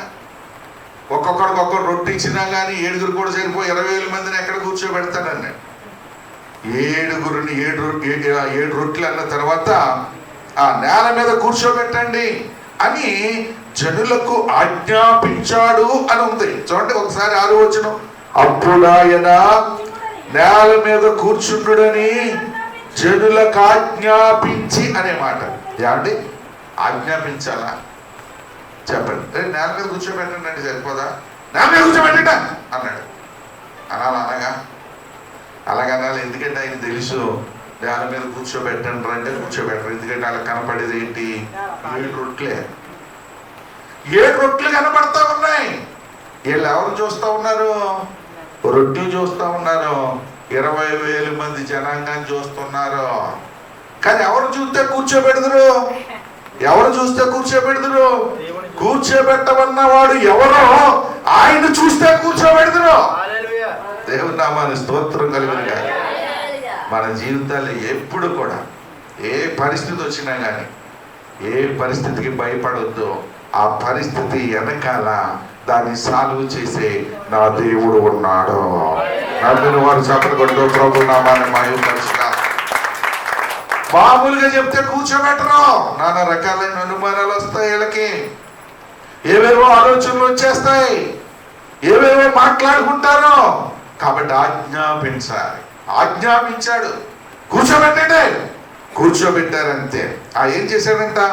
7 రొట్టెలు పట్టుకొని కృతజ్ఞతాస్తుతులు చెల్లించి విరిచి వడ్డించుటకై తన శిష్యులకు ఇచ్చెను. వారు జన సమూహమునకు వడ్డించిరి. 7వ వచనం చదవండి. కొన్ని చిన్న చేపలు కూడా వారి యొద్ద ఉండగా ఆయన ఆశీర్వదించి వాటిని కూడా వడ్డించుడని చెప్పాను. దేవుని నామానికి స్తోత్రం కలుగును. హల్లెలూయా, హల్లెలూయా. 7 రొట్టెలు విరిచాడు. దానికి ముందు ఏం చేశాడు అన్నమాట? ఆయన కృతజ్ఞతాస్తుతులు చెల్లించాడు. ఇప్పుడు చెప్పండి, జాగ్రత్తగా ఆలోచించి మీరు చెప్పాలి, ప్రశ్నలు వేస్తాను. కృతజ్ఞతాస్తుతులు చెల్లించాడంటే ఎప్పుడు చెల్లిస్తాడు చెప్పండి? కృతజ్ఞతాస్తుతులు ఎప్పుడు చెల్లిస్తారు చెప్పండి? అన్నీ బాగా ఉన్నప్పుడు కదా, అన్నీ సరిపాటుగా ఉన్నప్పుడు, ఏ లోటు లేనప్పుడు, ఏ ఇబ్బంది లేనప్పుడు, అంత చక్కగా ఉన్నప్పుడు దేవుడు కృతజ్ఞతాస్తుతులు చెల్లిస్తారు. అర్థమవుతుందా మీకు? అంటే ఇప్పుడు ఆయన దగ్గర ఉన్నది ఆ రొట్టెలు పట్టుకుని కృతజ్ఞతాస్తుతులు చెల్లిస్తా ఉన్నాడు. కృతజ్ఞతాస్తుతులు చెల్లించిన తర్వాత జరిగింది ఏంటంటే అద్భుతం జరిగింది. దేవుని నామానికి స్తోత్రం కలుగును గాక. హల్లెలూయా, హల్లెలూయా, హల్లెలూయా. కృతజ్ఞతాస్తుతులు చెల్లించిన వెంటనే ఆ రొట్టెలు 7 ఎంతమందికి సరిపోని అంట? ఎంతమందికి సరిపోని? 20,000 మంది అనండి, 4,000 మంది కాదు, 20,000 మందికి సరిపోవడమే కాదు. ఇంకా ఏం జరిగిందంట అక్కడ? ఏం జరిగిందంట? చదవండి. మిగిలిన మొక్కలు 7 గంపల నిండా ఎత్తిరి. దేవుని నామానికి స్తోత్రం కలిగినగా. 7 రొట్టెలు 7 గంపలైన 20 రొట్టెలు అయితే 100 రొట్టెలు అయితే మళ్ళీ మిగిలినవంట, మిగిలిన మొక్కలంట. మిగిలే అవకాశం ఉందా? మిగిలే అవకాశం ఉందో చెప్పాలి. ఎందుకు మిగిలింది అనగా ఆయన చేతిలో పెట్టడం వలన పెద్ద సమస్య పోయి ఇంకా మిగిలి కనపడ్డారు. మరి ఒక ఆశ్చర్యకరమైన విషయాన్ని నేను మీకు జ్ఞాపకం చేస్తాను. ఏంటి తెలుసా? ఒక ఆశ్చర్యకరమైన విషయం ఏంటంటే 7వ వచనంలో మనం చదువుతున్నాం, కొన్ని చిన్న చేపలు కూడా వారి యొద్ద ఉండగా ఆయన ఆశీర్వదించి వాటిని కూడా వడ్డించుడని చెప్పాను. దేవుని నామానికి స్తోత్రం కలుగును గాక. అరణ్య ప్రదేశం అది. ఒకవేళ ఎక్కడికన్నా వెళ్ళి తేవాలంటే చాలా దూరంలో ఉన్నారు. రెండవదిగా ఎవడో కూడా వెళ్ళడానికి ఎవడో కూడా ఓపిక లేదు. 3 దినాల నుంచి ఉపవాసముతో ఉన్నారు. అర్థమవుతుందా మీకు? ఉపవాసముతో ఉన్నారు. వారు వెళ్ళే అవకాశం ఏమీ లేదు. ఒక విషయాన్ని మీకు జ్ఞాపకం చేస్తాను. వాళ్ళు తిన్న ఆహారం ఏంటో చెప్పండి. వాళ్ళు తిన్న ఆహారం ఏ ఆహారం తిన్నారు? ఎన్వి తిన్నారా? వెజిటేరియన్ తిన్నారా? ఏం తిన్నారు? చేపలు వేసి తిన్నారంటే ఏం తిండది? Non veg. కొట్టకు చెప్పట్లో దేవుని నామానికి స్తోత్రం కలుగును గాక. వెజిటేరియన్కే దిక్కులేదురా బాబంటే ఏ వచ్చింది? నాన్ వెజ్ వచ్చింది. దానికి కారణం ఏంటి తెలుసా? వారు మాట్లాడకుండా ఆయన చేతిలో పెట్టడం వలన. దేవుని నామానికి స్తోత్రం కలుగును గాక. వారు మాట్లాడకుండా ఆయన చేతిలో పెట్టడం వలన అక్కడ గొప్ప సమస్య పోడ్చబడింది, గొప్ప సమస్య తీర్చబడింది, గొప్ప సమస్యకు పరిష్కారం దొరికింది. అర్థమైందా? మన జీవితాల్లో కూడా మనకున్న సమస్యలు కానీ, మనకున్న పరిస్థితులు కానీ, మనకున్నటువంటి ఇబ్బందులు కానీ, మనకున్న రోగం కానీ, మనకున్నది ఏదైనా కానీ అది ఎంత అని లెక్కేసుకోవద్దు. లెక్కేసుకోవద్దు. మనకున్నవాడు వాటికంటే గొప్పవాడు, ఆయన చేతుల్లో పెట్టేయడమే. ఆయన అన్నాడు, నీ పనుల భారము యెహోవా మీద మోపు, అప్పుడు నీ ఉద్దేశములన్నీ సఫలమగును అనేటటువంటి మాట. మనం ఏంటంటే, అయ్యా నీ మీద ఎడితే నువ్వేం మోస్తావులే, మా మీదే పెట్టుకుంటావులే అన్నట్టుకుంటాం. ఓసారి అంటే ఒక ఆయన ఎడ్ల బండి వేసుకుని వెళ్ళిపోతా ఉన్నాడంట. ఒక ముసలాయన ఒక గడ్డి మోపు, పచ్చ గడ్డి మోపు నెత్తి మీద పట్టుకుని వెళ్తా ఉన్నాడు. ఇప్పుడు ఆ యొక్క ఎడ్ల బండి మీద వెళ్ళేవాడు ఈ ముసలాయిని చూసి చాలా జాలిపడ్డాడు. చాలా జాలిపడి ఆ ఎడ్ల బండి ఆపి ఆ ముసలోడిని ఎక్కించుకున్నాడు. ఎందుకంటే ఆ బరువేదో నా బండి మోస్తాడులే, ముసలోడిని తేలిక చేద్దాం అనుకుంటే ఆ ముసలోడు ఏం చేశాడంటే, ఎడ్ల బండి చూడలేదు. ఆ ముసలోడు ఆ ఇంటికి వెళ్ళేదాకా కూడా ఆ మోపు నెత్తి మీద పెట్టుకుని ఉన్నాడు. ఆ ఇంటికాడ ఆగిన తర్వాత దిగేటప్పుడు చూస్తే ఆ మోపు అప్పుడే పెట్టుకుని ఉన్నాడు. అప్పుడు అడిగాడు, ఏంటి మోపు తిప్పలేదా నువ్వు అంటే, వాడు చెప్పిన పని ఏంటంటే, అయ్యా నీ బండి నన్నే మోస్తుందా, నా మోపునే మోస్తుందా అన్నాడంట. కదండి, ఆ మోపు బరువు ఎవరి మీద ఉంది? అతని మీద ఉంది. ఇప్పుడు వాళ్ళిద్దరి బరువు దేని మీద ఉంది? అలా ఉంది పరిస్థితి. నా సమస్య నువ్వు తీర్చలేవయ్యా, నా తంటాలయ్యో నేనే పడతానులే కదా. సమస్య తీరాలంటే ఏం చేయాలి? ఆయన దగ్గరికి వెళ్ళాలి. ఆయన దగ్గరికి వెళ్ళాలంటే ఆయన ఎక్కడ ఉంటాడు? ఎక్కడ మోకలు ఇస్తే మనం అక్కడ ఉంటాడు. కొట్టని చప్పట్లో దేవుని నామానికి స్తోత్రం కలుగును గాక.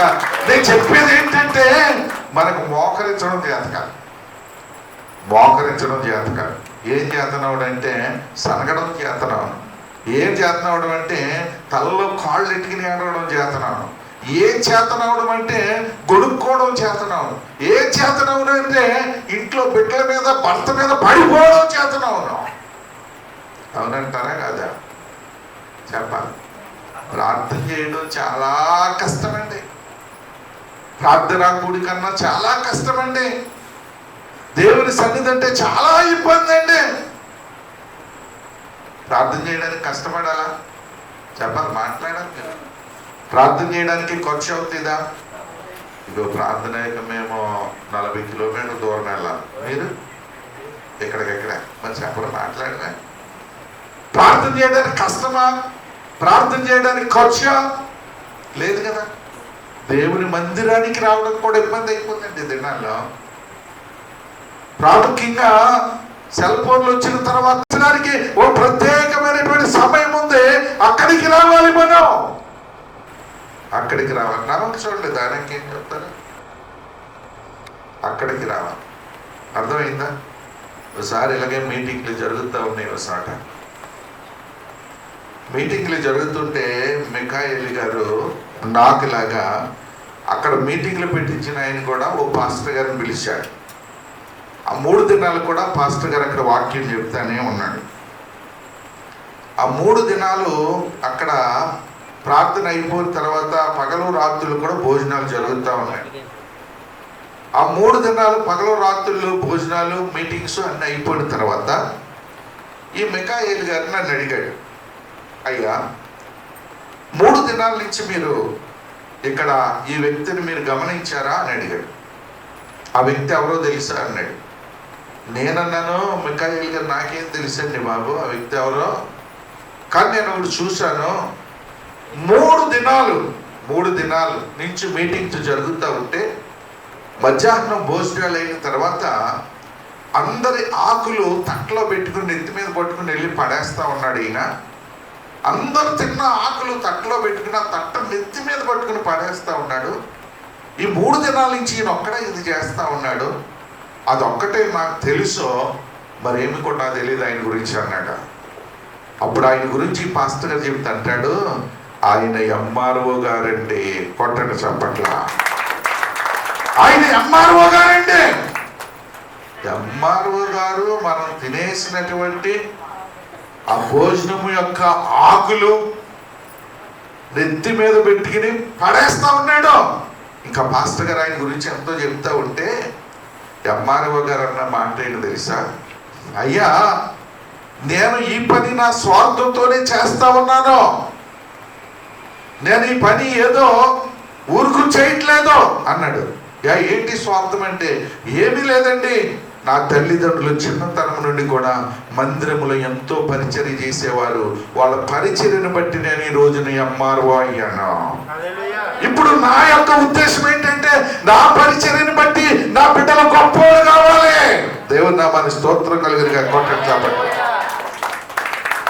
దేవుని మందిరానికి వచ్చిన మనం పరిచర్య చెయ్యాలంటే కదండి, దేవుని మందిరానికి వచ్చిన మనం ఏదైనా చక్క పెట్టాలంటే, దేవుని మందిరానికి వచ్చిన మనం ఏదైనా చిన్న పని చేయాలంటే ఎంత ఇబ్బంది పడిపోతామండి. ఒక విషయాన్ని జ్ఞాపకం చేస్తాను. నా చిన్నతనం నుంచి మందిరంలో పరిచయం చేశాను. నేను మందిరానికి ప్రతి ఆదివారం వెళ్ళేవాడిని. నేల బల్లలు ఉండేవి, నేల బల్లలు లేపి గోడలు జారేసేవాడిని, చాపలుండి చుట్టేవాడిని. ఆడపిల్లలాగా నేనే శుభ్రం చేసేవాడు, తుడిసేవాడిని. దేవుని నామానికి స్తోత్రం చెప్పండి. ఆడపిల్లలాగా నేనే శుభ్రం చేసి మళ్ళా బల్లలన్నీ వేసేవాడిని, చాపలన్నీ వేసేవాడిని. ఈ రోజున నాకు ఆ రీతిగా తుడిసి శుభ్రం చేసేవాడిని ఇచ్చాడు దేవుడు. దేవుని నామానికి స్తోత్రం కలుగను గాక. హల్లెలూయా. మళ్ళా మనం చేసే తప్పు ఏంటంటే, ప్రార్థన ప్రారంభించిన తర్వాత పాటలు అయిపోయి వెళ్దాంలే అనుకునేవాడు కొంతమంది. ప్రార్థన ప్రారంభించిన తర్వాత వాక్యం మొదలెట్టాక వెళ్దాంలే అనుకునేవాళ్ళు కొంతమంది. వాక్యం అయిపోయాక ఆశీర్వాద ప్రార్థనకి వెళ్దాంలే అనుకునేవాళ్ళు కొంతమంది.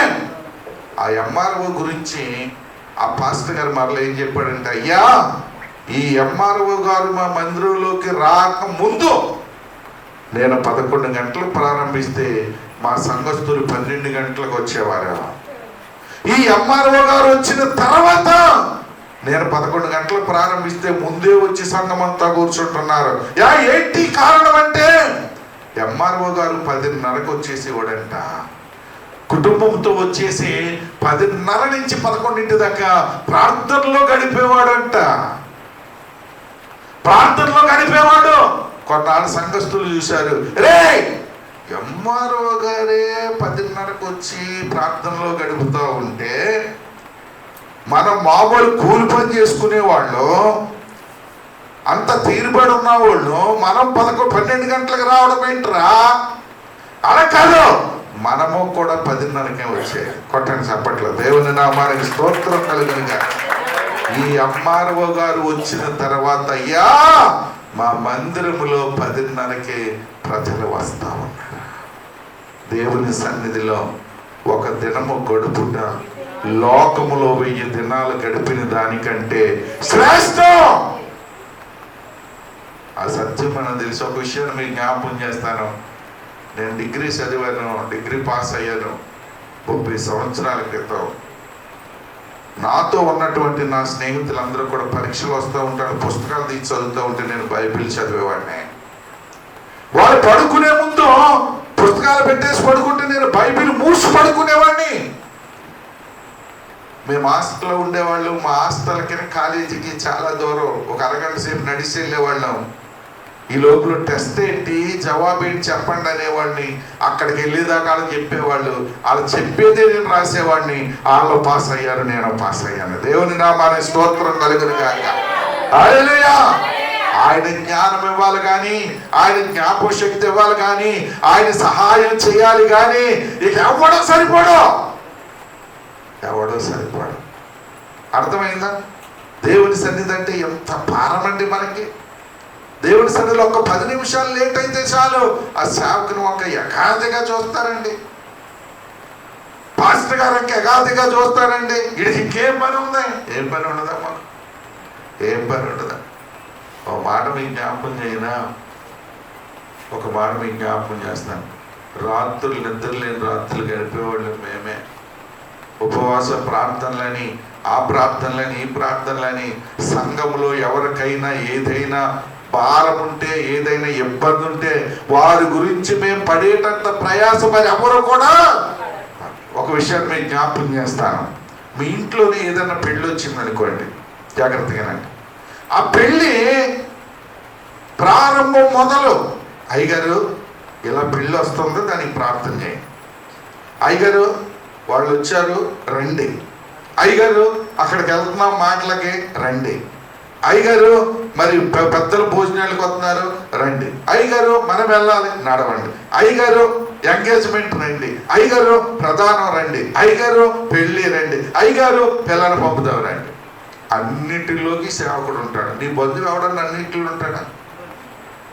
చెప్పాలి, మాట్లాడాలి. ఏ బంధువైనా అన్నింటిలో ఉంటాడా? ఒకవేళ పిలిచినా వస్తాడా? ఒకవేళ వచ్చినా ఏం చేస్తాడు? నిన్ను పెళ్లి కంటే ఎక్కువగా దోషేస్తాడు నీ దగ్గర. అంతమట్టిగా కాదు, మొత్తం మండలం అంతా కూడా సాటింపేస్తాడు. ఒక విషయం మీకు జ్ఞాపకం చేస్తాను, మీరు బాగుంటే సంతోషించేవాడు మీ సేవకుడు, మీరు ఇబ్బందులుంటే బాధపడేవాడు మీ సేవకుడు, ఎప్పుడు మీ కొరకు ప్రార్థన చేసేవాడు మీ సేవకుడు, ఎప్పుడు మీ గురించి ఆలోచించేవాడు మీ సేవకుడు. ఎప్పుడైనా గమనించారా? మంచి కూర వేసి తింటున్నారనుకో, మీకు ఎవరు గుర్తు రావాలి తెలుసా? అయ్యో మా సేవకులు ఏం తింటున్నారా, నేను ఎంత మంచి కూర తింటున్నానని ఆలోచన రావాలి. మంచి బట్ట కొనుక్కుంటున్నప్పుడు ఎవరు గుర్తు రావాలి తెలుసా? అయ్యో మా సేవకులు మంచి బట్టలు ఉన్నాయా లేవా గుర్తు రావాలి, గుర్తు రావాలి. ఎందుకంటే మీ క్షేమమే మా క్షేమం, మీ మంచే మా మంచి, మీ సంతోషమే మా సంతోషం. మీరు సంతోషంగా ఉండాలని, క్షేమముగా ఉండాలని, మంచిగా ఉండాలని కోరుకునే వాళ్ళం మేమే. మీ బంధువులు కోరుకోరు, కనీసం రక్త సంబంధులే కోరుకోరు. మీకంటే వాళ్ళు ఎప్పుడు కూడా, వాళ్ళకంటే మీరు ఎప్పుడు కూడా తక్కువగా ఉండాలనే కోరుకుంటారు. అర్థమైందా మీకు? కాబట్టి ప్రియమైన వాళ్ళరా, దేవుని సన్నిధికి వచ్చే వారి మీద దేవుడు తన దృష్టిని ఉంచుతాడు. దేవుడి సన్నిధికి వచ్చే వారి యొక్క పరిస్థితులు ఆయన గమనిస్తాడు, అవసరతలు గమనిస్తాడు. దేవుని సన్నిధికి వచ్చే వారి యొక్క ప్రతి అవసరతలు ఆయన తీరుస్తాడు. అర్థమైందా? ఎప్పుడు తీర్చబడిందంటే ఆ 7 కూడా ఆయన చేతుల్లో పెట్టారు. 7 చేతుల్లో పెట్టినప్పుడు ఆయన ఏం చేశాడన్నాను? కృతజ్ఞతాస్తుతులు చెల్లించాడు. కృతజ్ఞతాస్తుతులు చెల్లించాడు. కృతజ్ఞతాస్తుతులు చెల్లించాడండి, దాని అర్థమేంటి తెలుసా మీకు? కృతజ్ఞతాస్తుతులు చెల్లించాడంటే దానికి అర్థమేంటి తెలుసా మీకు? అర్థమేంటి? సరిపాటిగా ఉన్నది చాలు అంటే దాని అర్థం ఏంటంటే, జాగ్రత్తగానండి, మనకున్న దానితో తృప్తి పడాలి. దేవుని నామానికి స్తోత్రం కలుగును గాక. ఆ 7 రొట్టెలు ఉన్నవి కృతజ్ఞతాస్తుతులు చెల్లించాడు. అర్థం ఏంటంటే దానితో తృప్తి పడాలని నేర్పుతూ ఉన్నాడు ఆయన. అందుకని స్టీవెన్సన్ గారు పాట రాశారు. ఆ పాట ఎవరికన్నా గుర్తుందా? ఏం పాట చెప్పండి. కష్టాలు ఎదురైనా నా యాత్రను సాగింతు, నష్టాలలోనైనా స్తుతి చేయుట నేర్పించు. కష్టాలు ఎదురైనా నా యాత్రను సాగించు, నష్టాలలోనైనా స్తుతి చేయుట నేర్పించు. నేను నా స్థితిలోనే సంతృప్తిని కలిగించు. ఏమో లేకున్నా నీ కొరకే ప్రతిష్ఠించు. ఏ స్థితిలో ఉన్నామో తృప్తి పడడం నేర్చుకోవాలి. దేవుని నామానికి స్తోత్రం కలుగును గాక. వాళ్ళకు ఉంది నాకు లేదు అని వాళ్ళు చూసి మనం బాధపడవద్దు. దేవుడు మనకి ఇచ్చిన దానితో తృప్తి పడదాం. దేవుడు అప్పుడు ఏం చేస్తాడంటే మన జీవితాల్లో చేయవలసిన కార్యాలన్నీ కూడా చేస్తాడు. దేవుడి నామానికి స్తోత్రం కలుగును గాక. కాబట్టి ఒక విషయాన్ని మీకు జ్ఞాపకం చేస్తాను. ఆయన చేతిలో 7 రొట్టెలు పెట్టడం వలన అక్కడ జరిగిన కార్యము ఏమిటి అనగా ఒక పెద్ద అఘాతము, పెద్ద సమస్య, పెద్ద అవసరత తీర్చబడింది. దేవుని నామమున స్తోత్రం కలుగును గాక. ఆ 7 రొట్టెలు ఆయన చేతుల్లో పెట్టకుండా, ఆ 2 చిన్న చేపలు ఆయన చేతుల్లో పెట్టకుండా వాళ్ళ చేతుల్లో పట్టుకెళ్ళి పంచితే ఎవరికన్నా సరిపోతాయా? సరిపో. కాబట్టి ఆయన చేతుల్లో పెట్టడం మనం నేర్చుకోవాలి. ఆయన చేతుల్లో పెట్టడం మనం నేర్చుకోవాలి. ఆయన చేతుల్లో పెట్టడం మనం చేత కాక, జాగ్రత్తగా ఆయన చేతుల్లో పెట్టడం మనం చేత కాక ఆయన నుండి మన ఆశ్చర్య కార్యాలు మన జీవితాల్లో చూడలేకపోతూ ఉన్నాం. అర్థమైందా? ఇంకో మాట మీకు జ్ఞాపకం చేస్తాను. 3 దినాల నుంచి మీటింగ్లకు వచ్చి కూర్చున్న వాళ్ళు గొప్ప ఆశ్చర్యకార్యం చూడగలిగారు. రానోళ్ళు చూడగలిగారా? రానోళ్ళు చూడగలిగారా? రానోళ్ళు ఆశీర్వాదం పొందుకోగలిగారా? రానోళ్ళు ఆశీర్వాదవంతులు అయ్యారా? లేదు. ఎందుకనగా దేవుని సన్నిధిలో ఏముంది? నీ సన్నిధిలో సంపూర్ణ సంతోషం, నిత్య సుఖము, నిత్య ఆనందం ఆయన సన్నిధిలో ఉన్నాయి. దేవుని నామానికి స్తోత్రం కలుగును గాక. అందుకనే దావీదు మహారాజు గారు యెహోవా మందిరానికి వెళదామని జనులు నాతో అనినప్పుడు నేను బాధపడ్డానన్నాడా? నేను దుఃఖపడ్డానన్నాడా? అదే మనల్ని ఎవరన్నా పిలిచారనుకోండి, ఏమే సరస్వతి మందిరానికి వెళ్తారా అన్నా అనుకో, ఏమనుకుంటారు? దీనికి ఏం పని ఉంది? దీని మొగుడా వద్దులే, పిల్లలా చెల్ల కదండి, నానా రకాలైన మాట్లాడి కదండి. దావీదు మహారాజు గారు దావీదు మహారాజు గారు కూడా అన్నాడంట, అయ్యా మందిరానికి వెళదామంటే ఆయన ఏం చేశాడంట? సంతోషించాడంట. సమూయేలు మొదటి గ్రంథంలో కూడా 7వ అధ్యాయంలో మనం చూస్తే 28, 26 వచనాల్లో ఆయన దేవుని సన్నిధిలో ప్రార్థన చేస్తూ అంటాడు, అయ్యా నా కుటుంబం నిత్యము నీ సన్నిధి ఉండునట్లుగా దాన్ని ఆశీర్వదించు. ఏమని ఆశీర్వదించు అంటాడు? ఏమైనా ఆశీర్వదించు అంటాడు. మన ఇంటికి పాస్టర్ గారు వచ్చారు అనుకోండి, ఆ భర్త, అయ్యా నేను నా భార్య నా బిడ్డలు కూడా ఎక్కువగా దేవుని సన్నిధిలో ఉండేటట్లుగా ఆశీర్వదించే ప్రార్థన చేయన్నాడు అనుకో, భార్య ఏం చేద్దండి? భార్య ఏం చేద్దాం? కారాలు మిరియాలు నూరేసి నీకు ఇంకేం పని ఉంది? ఆశీర్వదించాడు, మందిరంలో ఉండేలాగా ఆశీర్వదించంటావా? మీద పడిపోద్ది కదా. ఆయన ఎందుకన్నాడు? ఊరుకున్నానులా, దేవుని మందిరములో గొప్ప ఐశ్వర్యము, గొప్ప భాగ్యము, నీ సన్నిధి నిత్యము ఉండునట్లుగా, నీ సన్నిధిని నిత్యము ఉండేటట్లుగా ఆశీర్వదించు, దీవించు. ఎప్పుడైనా చేశారా ప్రార్థన మీరు? అయ్యా నా భార్య, నా భర్త, నా బిడ్డలు మేము కూడా నీ సన్నిధి నిత్యము ఉండాలి ప్రభు, ఉండేలాగా సహాయం చేయ్యా. ప్రార్థన అనేసరికి ఆయన ఏదో అక్కడికి అంటున్నాడు, ఇక్కడికి అంటున్నాడు, అది అంటున్నాడు, ఇది అంటున్నాడు, అలా లేకుండేటట్లుగా ప్రార్థన చేయండి అని ఎప్పుడన్నా అన్నారా? చెప్పాలి. ఎప్పుడన్నా అన్నారు? చెప్పండి, మాట్లాడండి. మన పరిస్థితి ఎలా ఉంటుందంటే, ఒకసారి ఒక ఆయన పాస్టర్ గారితో చెప్తా ఉన్నాడంట. ఏమని చెప్తున్నాడంటే, అయ్యా నేను రక్షింపబడక మునుపు, వారు మనసు పొందక మునుపు ఇంటికి వెళ్ళేసరికి నా భార్య తలుపు సాటును దాక్కుండేది. ఎందుకు? తాగేసి వెళ్ళేవాడు, బాధేసేవాడు. అయ్యా ఇప్పుడు రక్షింపడిన తర్వాత, వారు మనసు పొందిన తర్వాత నా భార్య నా మీద తిరగబడుతూ ఉంది.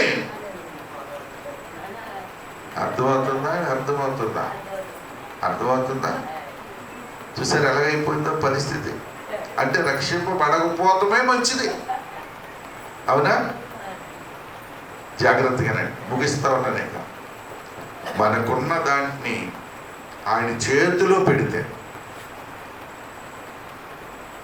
ఆశీర్వదించబడతాం. దేవుని నామానికి స్తోత్రం కలుగును గాక. అయితే రాత్రి ఆయన చేతిలో 3 పెట్టాలి. ఆ 3 ఏంటో నేను చెప్పేసి ముగించేస్తాను. 1, ఆయన చేతిలో మన జీవితాన్ని పెట్టాలి. ఆయన చేతిలో ఏం పెట్టాలమ్మా? మన బ్రతుకును పెట్టాలి. ఆయన చేతిలో మన హృదయాన్ని పెట్టాలి. ఎందుకు పెట్టాలండి అంటే, ఈ దేహాన్ని విడిచిన తర్వాత నిత్యత్వంలో ఆయనతో పాటు ఎల్లప్పుడూ ఉండాలి కాబట్టి. ఆయన పరిశుద్ధుడు కాబట్టి, మన పాపులు కాబట్టి ఆయన దగ్గర ఉండాలంటే పరిశుద్ధుడి దగ్గర పాపి ఉండలేడు కాబట్టి ఆయన చేతిలో పెడితే మన పాపాన్ని అంతటిని కూడా కడిగి వేస్తాడు. ఎలాగండి?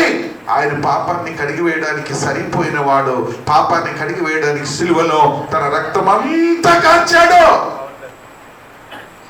మన పాపం ఎంత భయంకరమైందో చెప్పనా? నేను ఒక విషయాన్ని మీకు జ్ఞాపకం చేస్తాను.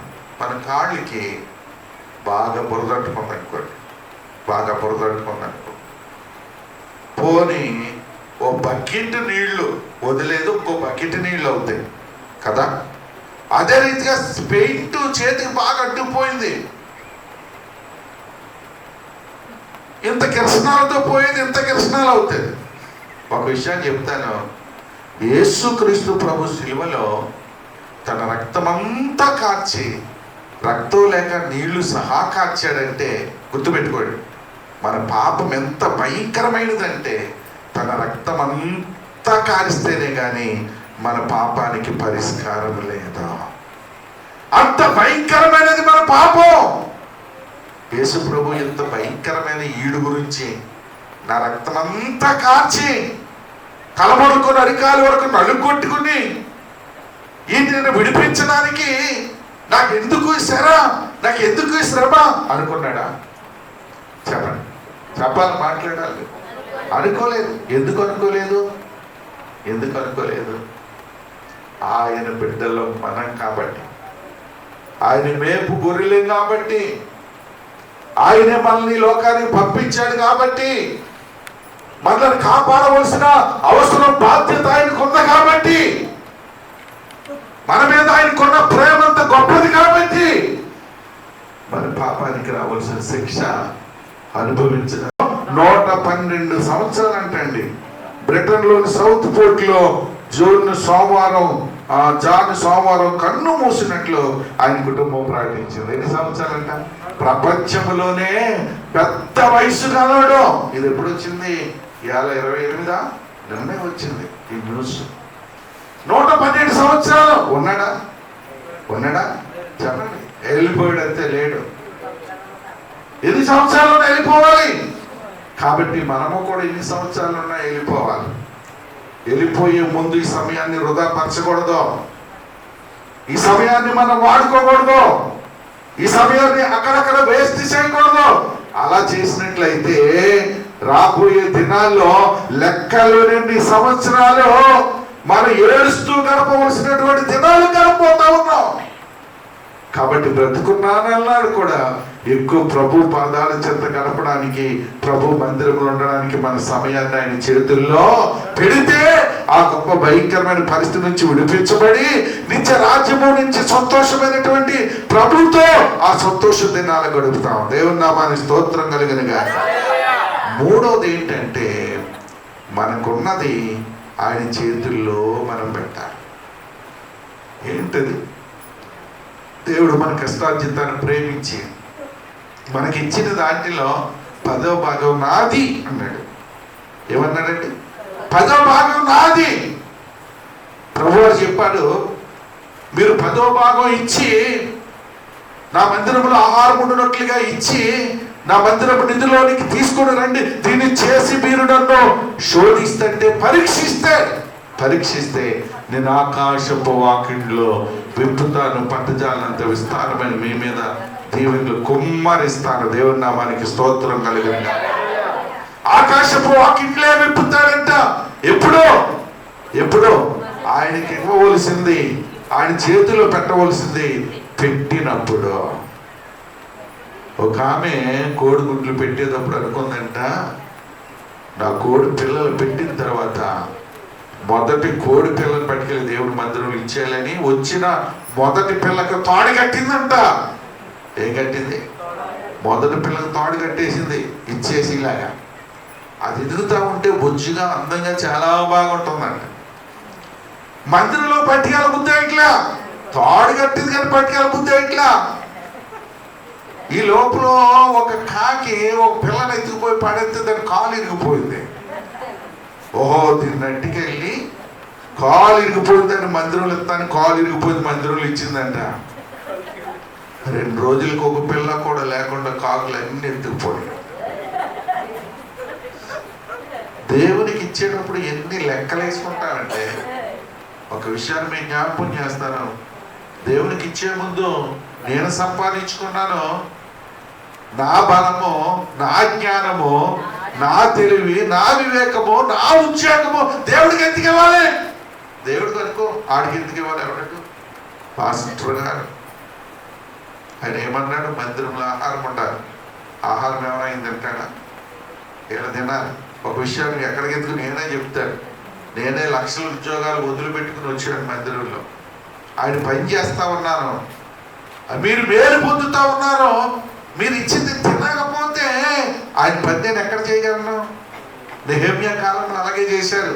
వాళ్ళకి అసూయ వచ్చి ఎవరు కూడా దశభాగాలు మందిరాలకు వెళ్ళకుండా, పట్టుకెళ్ళకుండా వాళ్ళ ఇళ్ళ దగ్గర ఉంచేసుకుంటే, ఏళ్ళు యాజకత్వం చేసేవాళ్ళు లేవీలందరూ కూడా మందిరాలు మూసేసి తలుపులు వేసేసి వెళ్ళిపోయి పొలంలో పని చేసుకుంటా ఉన్నారు. దేవునికి యాజకత్వం ఆగిపోయింది, ధూపం ఆగిపోయింది, నైవేద్యం ఆగిపోయింది, అన్నీ ఆగిపోయాయి. నెహెమ్యా వచ్చి చూశాడు, ఏంట్రా ఘోరం, ఏంటి దీనికి కారణం ఏంటి? లేవీ లేరు, యాజకులేరి ఎక్కడుంటారయ్యా? వాళ్ళకి ఇవ్వాల్సినవి ఇవ్వకుండా ఉంటే వాళ్ళు వెళ్ళిపోయి పొలాలు పనిచేసుకుంటా ఉన్నారు. ఆ యొక్క నెహెమ్యా ఇశ్రాయేలీలందరూ కూడా గట్టి పెట్టి, రే ఇశ్రాయేలీలందరికీ దేవుడు స్వాస్థ్యం ఇచ్చాడు కాబట్టి లేవీలకు మాత్రం స్వాస్థ్యం ఇవ్వలేదా? అర్థమైందా? ఐగుప్తు దేశంలోంచి కానాను దేశం వచ్చిన తర్వాత అందరికీ ఎన్నో ఎకరాలు పనిచేశాడు దేవుడు. లేవీలకు మాత్రం ఎకరాలు ఇవ్వలేదు. మీరు పండించిన పట్టుకెళ్ళి వాళ్ళకి ఇవ్వండి, వాళ్ళు తిరిగి సేవ చేస్తారు. ఎన్ని లెక్కలు వేస్తామండి? హాస్పిటల్కి వెళ్తే లెక్కేస్తాం, వేలుకి వచ్చేపోతే లెక్కేస్తాం. పాస్టర్ గారు వచ్చి ప్రార్థన చేస్తే ఒక 200 ఇవ్వడానికి 2 రాత్రులు నిద్ర పట్టదండి మనకి. అవునా? అక్కడ 2 లక్షలు ఖర్చు అయిపోయినా చక్కగా నిద్ర అవుతాం. అమ్మ బతికి బయటపడ్డావునా? ఇంత ప్రార్థన చేసేవాడు, ఇంత ప్రభువులో నడిపించేవాడు, ఇంత పరలోకానికి సిద్ధపాటు చేసేవాడు 200 ఇచ్చేసరికి 2 రాత్రులు నిద్ర పట్టదండి. మరి ఎలా బ్రతుకుతాడు వీడు? ఎలా సేవ చేస్తాడు వీడు? ఎలా ప్రార్థన చేస్తాడు వీడు? మీకు అర్థమవుతుందా? అర్థమవుతుందా? ఒక విషయాన్ని మీకు జ్ఞాపకం చేస్తాను. ఆయన నీకు ఆ ఉద్యోగం ఇవ్వకపోతే ఎక్కడ సంపాదిస్తావు?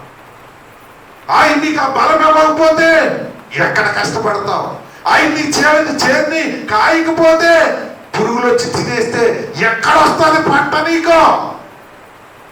ఆయన నీకు పని కల్పించకపోతే ఎక్కడ నీకు డబ్బులు వస్తాయి? అర్థమైందా? భక్తుడు పాట పాడుతూ అన్నాడు, నేనేమైనా ప్రభువా నిన్ను స్తుతిస్తాను, నాకేమున్నా ప్రభువా నీకే అర్పిస్తాను. నేమై ఉన్నారే నీ దయవలనేనయ్యా,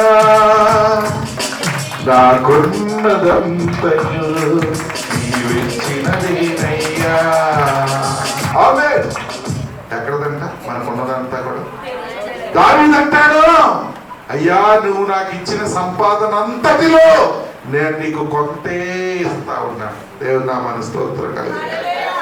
నీ తెలివి, నీ జ్ఞానం, నీ వివేకం, నీకున్నదేది కూడా నీకు ఏది తెచ్చిపెట్టలా.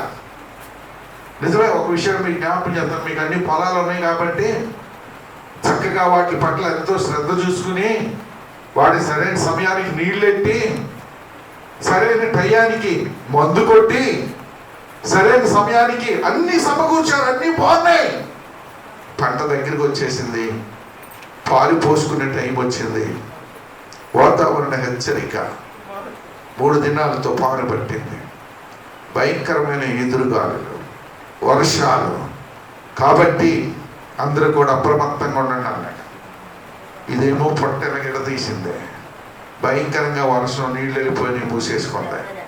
ఇప్పుడు ఉంటాయా నీ కష్టం? చెప్పాలి.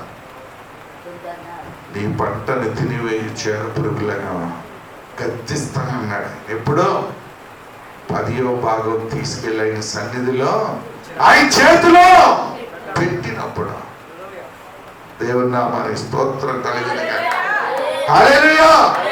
అప్పుడు నీ జీవితంలో గొప్ప ఆశ్చర్యకార్యం చూస్తావు. కాబట్టి రాత్రికాల సమయంలో అందరూ తలలో వచ్చండి, ప్రార్థన చేస్తాను. ఈ రాత్రికాల సమయంలో దేవుని మందిరానికి వెళితే దేవుని చూపు మన మీద ఉంటుందని, దేవుడు మన అవసరాలు గుర్తిస్తాడని, దేవుడు మన అవసరాలు తీరుస్తాడని మనం జ్ఞాపకం చేసుకుంటూ వచ్చాం. అందుగాను ప్రభువారు ఈ లోకంలో ఉన్నప్పుడు 3 దినాలు తన దగ్గర ఉన్నటువంటి ప్రజలను గూర్చి తన చూపు, తన దృష్టి అంతా కూడా వారి మీదే ఉంచి, వారికి ఉన్నటువంటి అవసరతలు గమనించి, వారికి ఉన్నటువంటి పరిస్థితులు చూసి, వారికి ఉన్న భయంకరమైనటువంటి ఆ సమస్యలో ప్రభు వారు సహాయం చేస్తూ వచ్చాడు. 3 దినాల కూడికని విన్నాం. అది చాలా దూరం నుంచి ప్రజలు వెళ్ళారని విన్నాం. అది అరణ్య ప్రదేశం అని విన్నాం. 3 దినాలు ఒక్క నీటి చుక్క కూడా వారు తాగలేదని విన్నాం. అయినా కానీ ప్రభు వారిని చూశాడు, వారిని విడిచిపెట్టలేదు. వారి జీవితంలో ఎన్నడూ చూడనంత అద్భుత కార్యాలు చేసి సంతోషపరిచి పంపించాడు.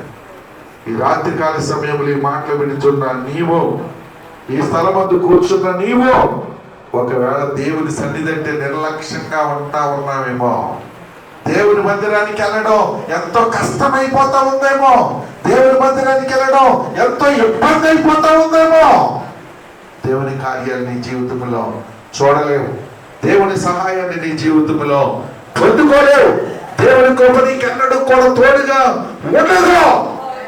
ప్రభు సన్నిధిలో, ప్రభు చేతిలో 7 రొట్టెలు పెట్టారు, 2 చేపలు పెట్టారు.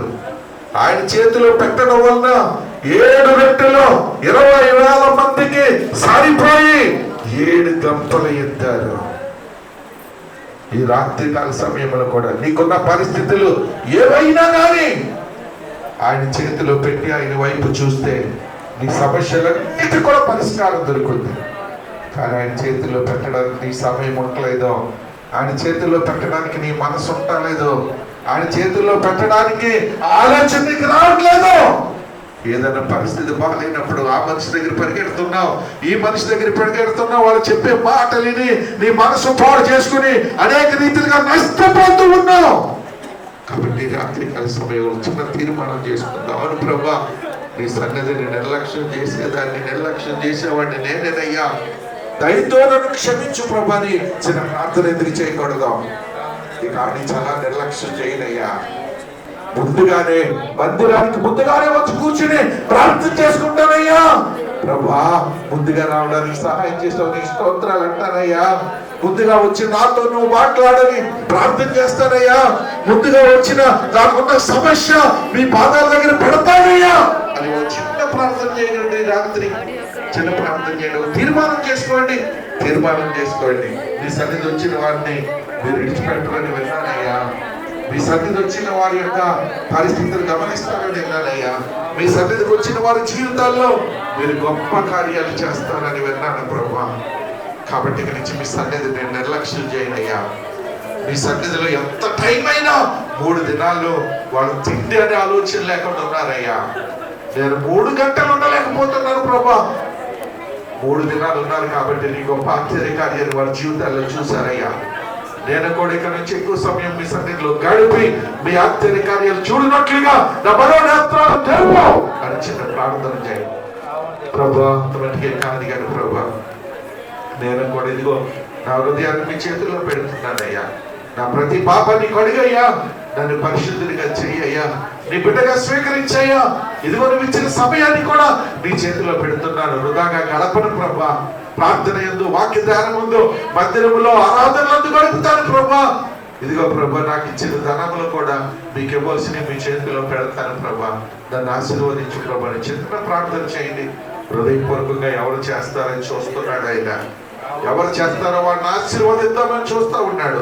ఎవరు చేస్తారో వాళ్ళు సంతోషంగా ఆనందంగా పంపుదామని చూస్తూ ఉన్నాడు. ఎవరు అటువంటి తీర్మానం తీసుకుంటారో వారి గురించి సంతోషపడాలని ఈ రాత్రి ఆశపడుతున్నాడు ప్రభువారు. కాబట్టి మంచి తీర్మానాలతో వెళ్ళండి, తీర్మానాల మీద నిలబడండి, తీర్మానాల ప్రకారం చేయండి, తీర్మానాల ప్రకారం జీవించండి. ప్రభు ఇచ్చే గొప్ప ఆశ్చర్య కార్యాలు, ప్రభు చేసే గొప్ప ఆశ్చర్య కార్యాలు, ఆయన ఇచ్చే గొప్ప దీవెనలో మీ జీవితాల్లో పొందండి, మీ జీవితాల్లో పొందండి. పలుమార్లు వైదొలగినాను పరలోక దర్శనము నుండి, విలువైన నీ దివ్య పిలుపుకు నే తగినట్లు జీవించనైతే. పలుమార్లు వైదొలగినాను ఈ పరలోక దర్శనము నుండి, విలువైన నీ దివ్య పిలుపుకు నే తగినట్లు జీవించనైతే. అయినా నీ ప్రేమతో నన్ను బలపరిచినాయా, అందుకే గైకొనుము దేవా నా శేష జీవితం. ఇదిగో దేవా నా జీవితం, ఆపాదమస్తక నీకంకితం.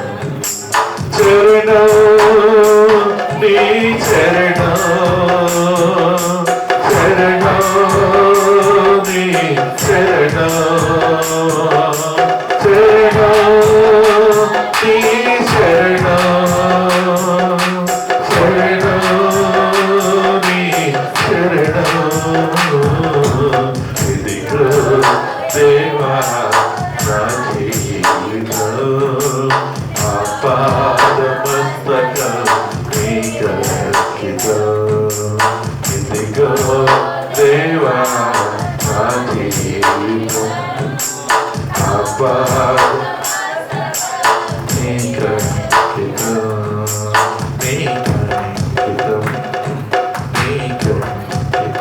ప్రేమ కలిగిన మా తండ్రి మీ స్తోత్రాలు. మీరు మంచి దేవుడు అయ్యా. మీ బిడ్డలమైన మేము ఎప్పుడు కూడా ఆశీర్వదించబడాలని, దీవించబడాలని, మా జీవితాలు ఎప్పుడు కూడా మంచి జరగాలని, మా జీవితాలు ఎప్పుడు కూడా నీకు సంతోషం, ఆనందం, సమాధానం, నెమ్మదితోనే ఉండాలని, మాకెప్పుడు మేలు చేయాలని కోరుకునే దేవుడు నువ్వు మాకు ఉన్నందుకు మీ స్తోత్రాలయ్యా. ఆ మేలును పొందుకోకపోవడానికి కారణం ఏంటో, ఆ దీవెనలు పొందుకోకపోవడానికి కారణం ఏంటో, ఆశీర్వాదాలు పొందుకోకపోవడానికి కారణం ఏంటో, ఎక్కడ పడిన గొంగలి అక్కడే ఉన్నావు అనడానికి కారణం ఏంటో, ఏ రేవుకి వెళ్ళినా ఒళ్ళ పరిగే ఎదురు రావడానికి కారణం ఏంటో, ఈ రాత్రి నీ వాక్యం ద్వారా సూటిగా, తేటగా, స్పష్టంగా మాతో మాట్లాడడానికి మీరు ఇష్టపడ్డారు ప్రభా. మీ సన్నిధిలో గడిపిన వారు ఎంత సంతోషం, ఆనందం, సమాధానంతో ఉన్నారో ఈ రాత్రి మీరు జ్ఞాపకం చేశారయ్యా. మీ సన్నిధిలో ఉన్న వారి మీద మీ కడు దృష్టి ఎలా ఉంటారో, వారి పరిస్థితులు ఎలా మీరు గమనిస్తారో, వారికి ఎలా మీరు సహాయం చేస్తారో తెలియపరిచారు తండ్రి. చిన్న మాటలన్నీ హృదయంలో భద్రపరుచుకుని ఇంతవరకు మీ సన్నిధి నిర్లక్ష్యం చేసేమేమో ఇక్కడ నుంచి మీ సన్నిధి నిర్లక్ష్యం చేయకుండా, మీ సన్నిధిలో నిర్లక్ష్యంగా ఉండకుండా, మీ సన్నిధికి నిర్లక్ష్యంగా రాకుండా లక్ష్యం ఉంచి మీరు ఇచ్చేస్తున్న దేవుని పొందుకోవడానికి సహాయం చేయమని ఈ మాటలు మా అందరి హృదయాల్లో నాయన భద్రపరచమని, మా అందరికి ఆశీర్వాదకరంగా దీవెనకరంగా ఉంచమని యేసు క్రీస్తు ప్రభువు నామములో అడిగి వేడుకొనుచున్నాము తండ్రి. ఆమేన్, ఆమేన్, ఆమేన్. దేవుని స్తోత్రాలు. మీ అందరికీ వందనాలు. అందరు లేచి నిలబడి ఆశీర్వాదం తీసుకుందాం. ఇప్పుడు మన తండ్రి అంటే దేవుని యొక్క ప్రేమ, ఆయన కుమారుడును ప్రభును రక్షకుడైన యేసుక్రీస్తు ప్రభు వారి కృప, పరిశుద్ధాత్మ దేవుని సన్నిధి సమావేశం ఇంతవరకు జరిగిన ఈ కూడికంతటికి ఈ రాత్రి ప్రత్యేకంగా తీర్మానాలు చేసుకున్న బిడ్డలందరికీ, వారి కుటుంబాలకు, వారి తీర్మానాలకు స్థిరపరచబడిన కొరకు, వారి జీవితాల్లో మీ ఆశ్చర్య కార్యాలు, అద్భుత కార్యాలు చూచిన కొరకు ఇప్పుడెల్లప్పుడు మీ కృప వారందరూ తోడై మీ కాపాడి దీవించి నడిపించును గాక. ఆమేన్, ఆమేన్, ఆమేన్.